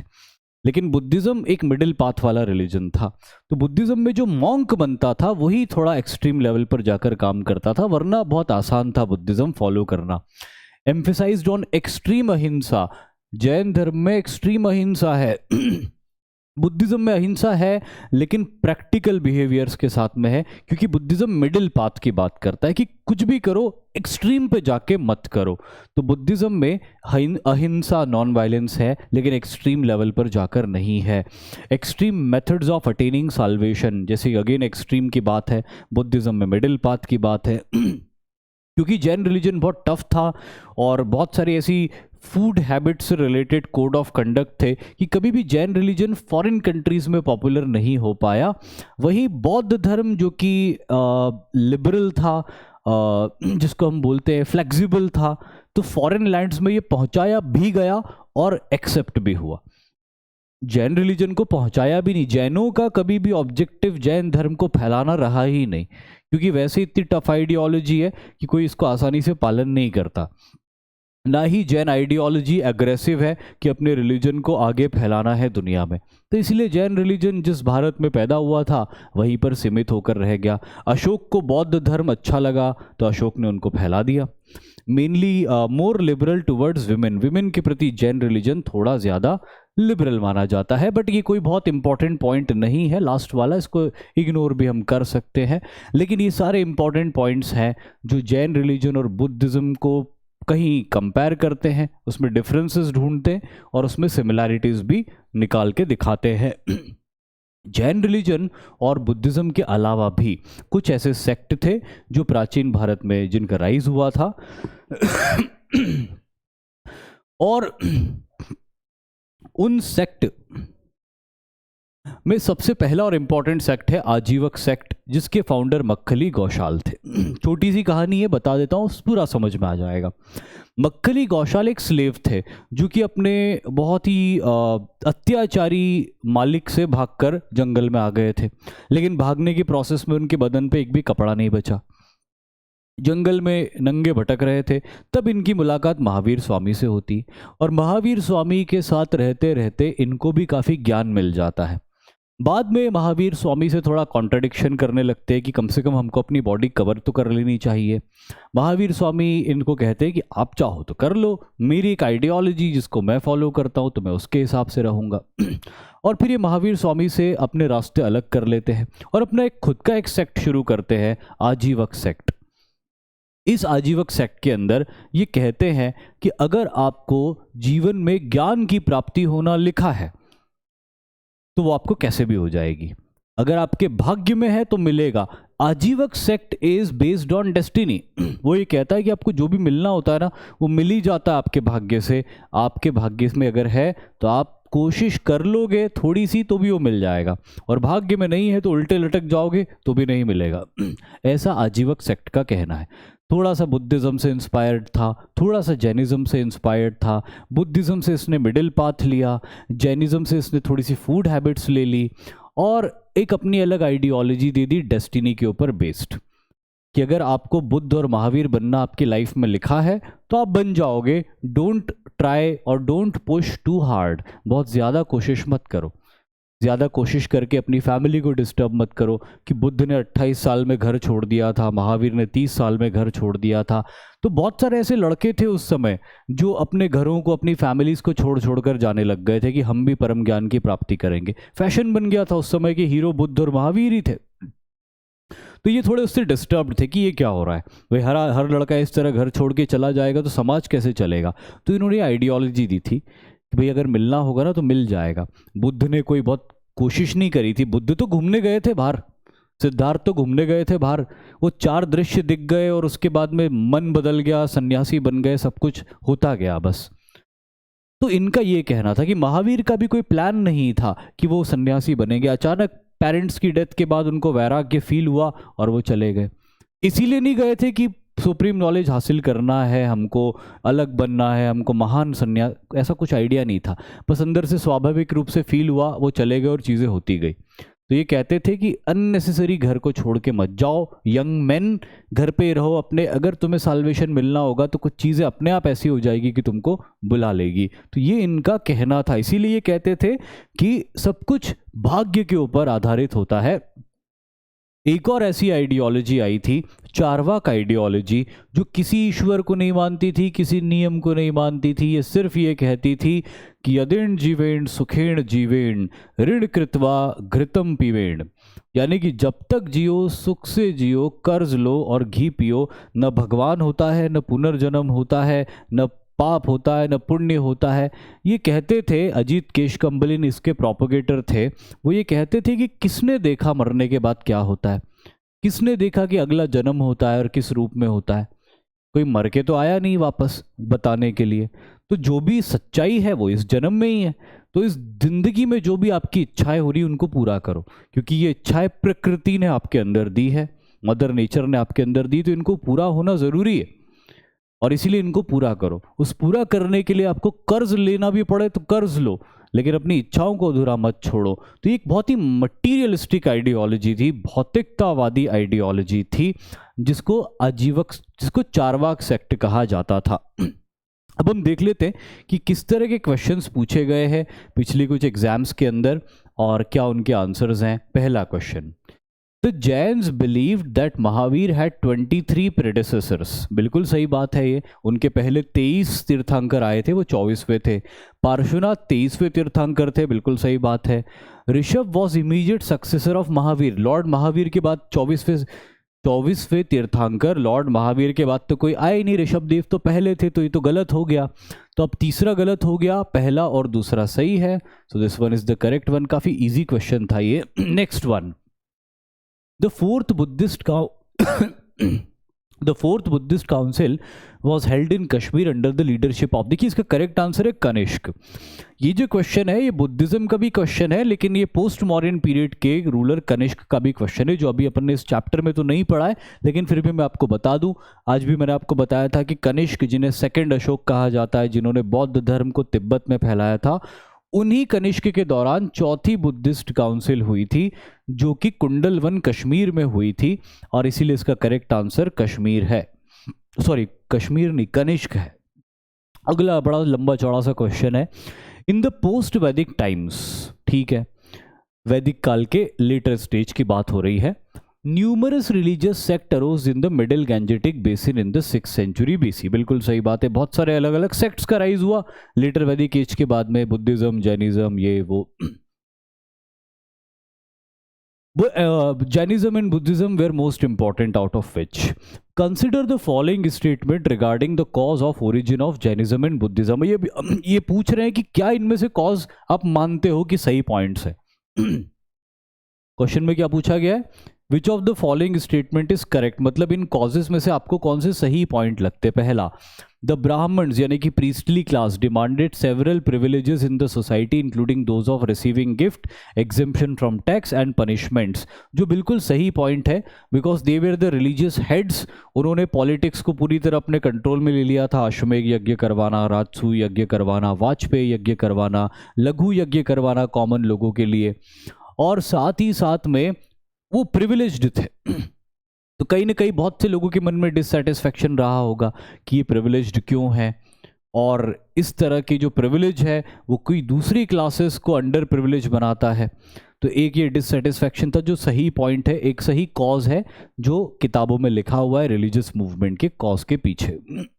दूसरा, Vaishya were engaged in agriculture, cattle rearing and trade and also the principal taxpayer in the society। तो ये पॉइंट भी सही है क्योंकि जो वैश्य थे वो, उनमें से भी बहुत सारे ऐसे वैश्य थे जो प्रिविलेज्ड नहीं थे।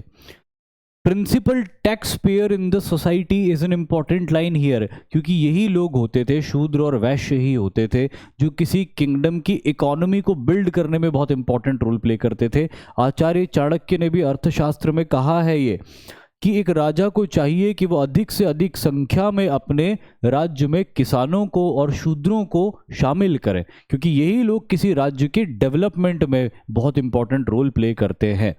तो ये लोग जो थे ना, जैसे कि मैंने आपको बताया कि इनको सोशल एक्सेप्टेंस नहीं था, सोशल एक्सेप्टेंस नहीं था, but they were principal tax payers in the society, मतलब वो ऑलरेडी बहुत अर्न कर रहे थे। तो they were economically flourishing but socially not flourishing, और इसीलिए उन्होंने दूसरे रिलीजन और सेक्ट को एम्ब्रेस किया जो इन्हें वो सोशल प्रिविलेज प्रोवाइड कर रहा था। तो क्योंकि दोनों ही सही है, so both 1 and 2। Next one, which of the following language were patronized by Jains to preach their doctrine? कौन सी लैंग्वेज में जैन्स अपनी डॉक्ट्राइन को प्रीच करते हैं? तो ये आपको याद रखना है, प्राकृत। अगर यही क्वेश्चन बुद्धिज्म के कॉन्टेक्स्ट में होता तो इसका आंसर पाली होता, लेकिन जैन्स के कॉन्टेक्स्ट में इसका आंसर प्राकृत है। Most of the Jain literatures are written in Prakrit language. Which of the following statement is incorrect regarding Vardhaman Mahavir? Lord Mahavir के बारे में सवाल है कि कौन सा स्टेटमेंट गलत है। सब CDS के क्वेश्चंस हैं, किस तरह के क्वेश्चंस पूछे जाते और पूछे जा सकते हैं। Vardhaman Mahavir was born in 540 BC in a village near Vaishali, which is identical with Basra in the district of Vaishali, north Bihar. ये पॉइंट बिल्कुल सही है। 540 BC में वैशाली के पास में इनका जन्म हुआ था। His father was head of famous Kshatriya clan and his mother a Lichchhavi princess. बिल्कुल सही, इनकी मदर त्रिशला देवी थी जो लिच्छवी राजकुमारी थी, और इनके फादर सिद्धार्थ थे जो जात्रिक वंश के क्षत्रिय राजा थे। तो ये पॉइंट बिल्कुल सही है। He propagated his religion for 80 years and his mission took him to Kaushal, Magadh, Mithila, Champa, Nepal. देखिए ये जो 80 साल की उम्र इन्होंने खुद नहीं जी है इन्होंने 80 साल तक की जिंदगी नहीं जी है। क्योंकि इन्होंने 80 साल की जिंदगी नहीं जी है तो 80 साल तक ये प्रचार कैसे कर सकते हैं? This point seems to be wrong. चौथा हम पढ़ लेते हैं। Passed away at the age of 72 in 460 BC, जो कि मैंने लिखा भी था वहाँ पे नोट्स में, और ये बिल्कुल सही पॉइंट्स है। पावापुरी के नज़दीक मॉडर्न राजगृह के पास में इनकी डेथ हुई थी। तो ये 3 पॉइंट सही हैं। सी वाला पॉइंट जो है वो इनकरेक्ट है, सवाल में वही पूछा गया है। Next, many of the Greeks, Kushans and Shakas embraced Buddhism rather than Hinduism because. बहुत से विदेशी जो भारत में आए थे मॉडर्न पीरियड के एंड के बाद में, उनमें से बहुत सौ ने बुद्धिज्म को अपनाया था, खास तौर पे इंडो ग्रीक्स ने। क्यों, क्या वजह रही होगी उसकी? Buddhism was in the ascendant at that time. उस समय बौद्ध धर्म एक मतलब जिसको कहते हैं ना कि एक रन पे था, विक्ट्री रन पे था, कि बहुत पॉपुलैरिटी उसकी होती जा रही थी देश में। दूसरा, क्योंकि उन्होंने युद्ध की और वायलेंस की नीति को छोड़ दिया था। तीसरा, कि caste ridden Hinduism did not attract them, या फिर Buddhism provided easier access to Indian society. अब इसमें क्या होता है, क्वेश्चन में सी और डी में बड़ा कॉन्ट्रडिक्शन है। कुछ लोग ये मानते हैं कि क्योंकि बुद्धिज्म के थ्रू उनको इंडियन सोसाइटी में ज़्यादा आसानी से एक्सेस मिल रहा था, इसलिए उनने बुद्धिज्म को एक्सेप्ट किया। या इस इन रिलीजन्स को एक्सेप्ट किया। या फिर कुछ स्कॉलर्स ये मानते हैं कि जो हिंदू सोसाइटी थी उसमें वर्ण सिस्टम होते थे जो कॉम्प्लेक्स होते थे, तो कोई अगर हिंदू सोसाइटी में आता था तो कौन से वर्ण का हिस्सा बनेगा, ये चीज़ें उसको बड़ा कॉम्प्लेक्स बना देती थी। इसीलिए बुद्धिज़्म में आना बहुत आसान था। हिंदू धर्म में जाना और किस रूप में जाएंगे, ब्राह्मण बन के जाएंगे, शूद्र बन के जाएंगे, क्योंकि इन विदेशियों को एंशिएंट इंडिया में मलेच्छ कहा जाता था, इनको बिल्कुल भी अच्छा नहीं माना जाता था। तो सवाल ये था कि क्या हिंदू इनको स्वीकार करेंगे, और अगर स्वीकार करेंगे तो किस वर्ण में स्वीकार करेंगे, और अगर शूद्र वर्ण में स्वीकार करेंगे तो फिर ये तो एक ऐसी बात हुई कि ये एक ऐसे धर्म में आ गए जहाँ पे ये अंडर प्रिविलेज्ड हो गए। तो अपने प्रिविलेजेस को छोड़ के अंडर प्रिविलेज्ड कोई क्यों होगा। इसीलिए कई स्कॉलर्स इस बात को भी सही मानते हैं। एग्ज़ाम के पॉइंट ऑफ व्यू से मैं आपको बता दूं, ज़्यादातर जो एग्ज़ाम के पॉइंट ऑफ व्यू से इस क्वेश्चन में आंसर को सही माना जाता है वो दिस इज कि caste ridden Hinduism did not attract them, क्योंकि बड़ी कॉम्प्लेक्सिटी थी कास्ट रिडन हिंदुइज्म के अंदर और इसकी वजह से वो उससे दूर ही रहे। हालांकि इसमें कुछ है ऐसे, जैसे इसमें शकों का नाम लिखा हुआ है सीथियंस, तो हम देखेंगे आने वाले चैप्टर्स में कि सीथियंस ने हिंदू धर्म को भी स्वीकार किया, लेकिन तब जब हिंदू धर्म ने इनको क्षत्रियों के तौर पे स्वीकार करना शुरू किया। फिर हिंदू धर्म भी थोड़ा सा वो होता है, लिबरल होता है, फ्लेक्सिबल होता है, और वो इस तरह के योद्धाओं को, ये लोग थे भले इनको मलेच्छ कहा जाता था, लेकिन ये वॉरियर्स अच्छे थे। इसीलिए हिंदू धर्म ने बहुत से ऐसे विदेशियों को क्षत्रियों के तौर पर अपने समाज में बाद में शामिल करना शुरू कर दिया था, शुरू में नहीं करते थे। Anekantavada is a core theory and philosophy of which one of the following. देखो इसका करेक्ट आंसर है जैनिज्म, लेकिन मैं आपको अनेकांतवाद की थ्योरी भी बता देता हूं यहां पे। अनेकांतवाद का मतलब होता है मे बी, परहैप्स, इसको मे बी परहैप्स की थ्योरी भी कहा जाता है। अब इस थ्योरी में होता क्या है, ये थ्योरी प्रोपोगेट की हुई है खुद महावीर स्वामी की। तो महावीर स्वामी ये कहते हैं कि इंसान जो भी एक्शन करता है उस एक्शन के कई मायने होते हैं। वो एक्शन में कुछ पाप भी हो सकते हैं, वो एक्शन में पुण्य भी हो सकते हैं। वो एक्शन आपका सही है या गलत है ये इस पे डिपेंड करता है कि वो एक्शन किस इंटेंशन के साथ में किया गया है। तो वो ये कहते हैं कि पाप और पुण्य की कोई डेफिनेशन नहीं है, किस इरादे से कौन सा काम किया गया है वो इरादा एक एक्शन को पाप और पुण्य की कैटेगरी में लाता है। इसलिए इसको बोलते हैं अनेकांतवाद, कि एक एक्शन की कई पॉसिबिलिटीज हो सकती है पाप या पुण्य होने की। तो इसको अनेकांतवाद की थ्योरी कहा जाता है। आपसे थ्योरी लिखवा के नहीं पूछेंगे डिस्क्रिप्टिवली, इसलिए मैं बहुत ज़्यादा एक्सप्लेन नहीं करूंगा, बट आपको बता दिया मैंने रफली, और जैनिज्म से जुड़ी हुई है ये भी मैंने आपको बता दिया। Which one of the following describes the best concept of nirvana in Buddhism. The correct answer is state of bliss and rest, जिसके बारे में मैंने चैप्टर में आपको काफ़ी डिटेल में बताया था। Last but not the least, which of the following kingdoms were associated with the life of Buddha. Gautam Buddha के जीवन से कौन कौन से किंगडम एसोसिएटेड थे। कौशल में बहुत सारा प्रीचिंग उन्होंने किया था, मगध में तो उनको सुप्रीम नॉलेज मिला था, गांधार अफगानिस्तान में वहाँ कभी नहीं गए, अवंती वेस्टर्न मध्य प्रदेश में है, उज्जैन के इलाके में, वहाँ पे भी कभी गौतम बुद्ध का आना नहीं हुआ। तो इन दो शहरों में गौतम बुद्ध इन दो इलाकों में गौतम बुद्ध कभी नहीं आए, इन दो इलाकों में ही मोस्टली उनकी लाइफ बीती। तो 3 और 4 इसका करेक्ट आंसर होगा, यानी कि बी। और इसी के साथ इस चैप्टर का और उससे जुड़े हुए क्वेश्चंस का एंड होता है। जय हिंद।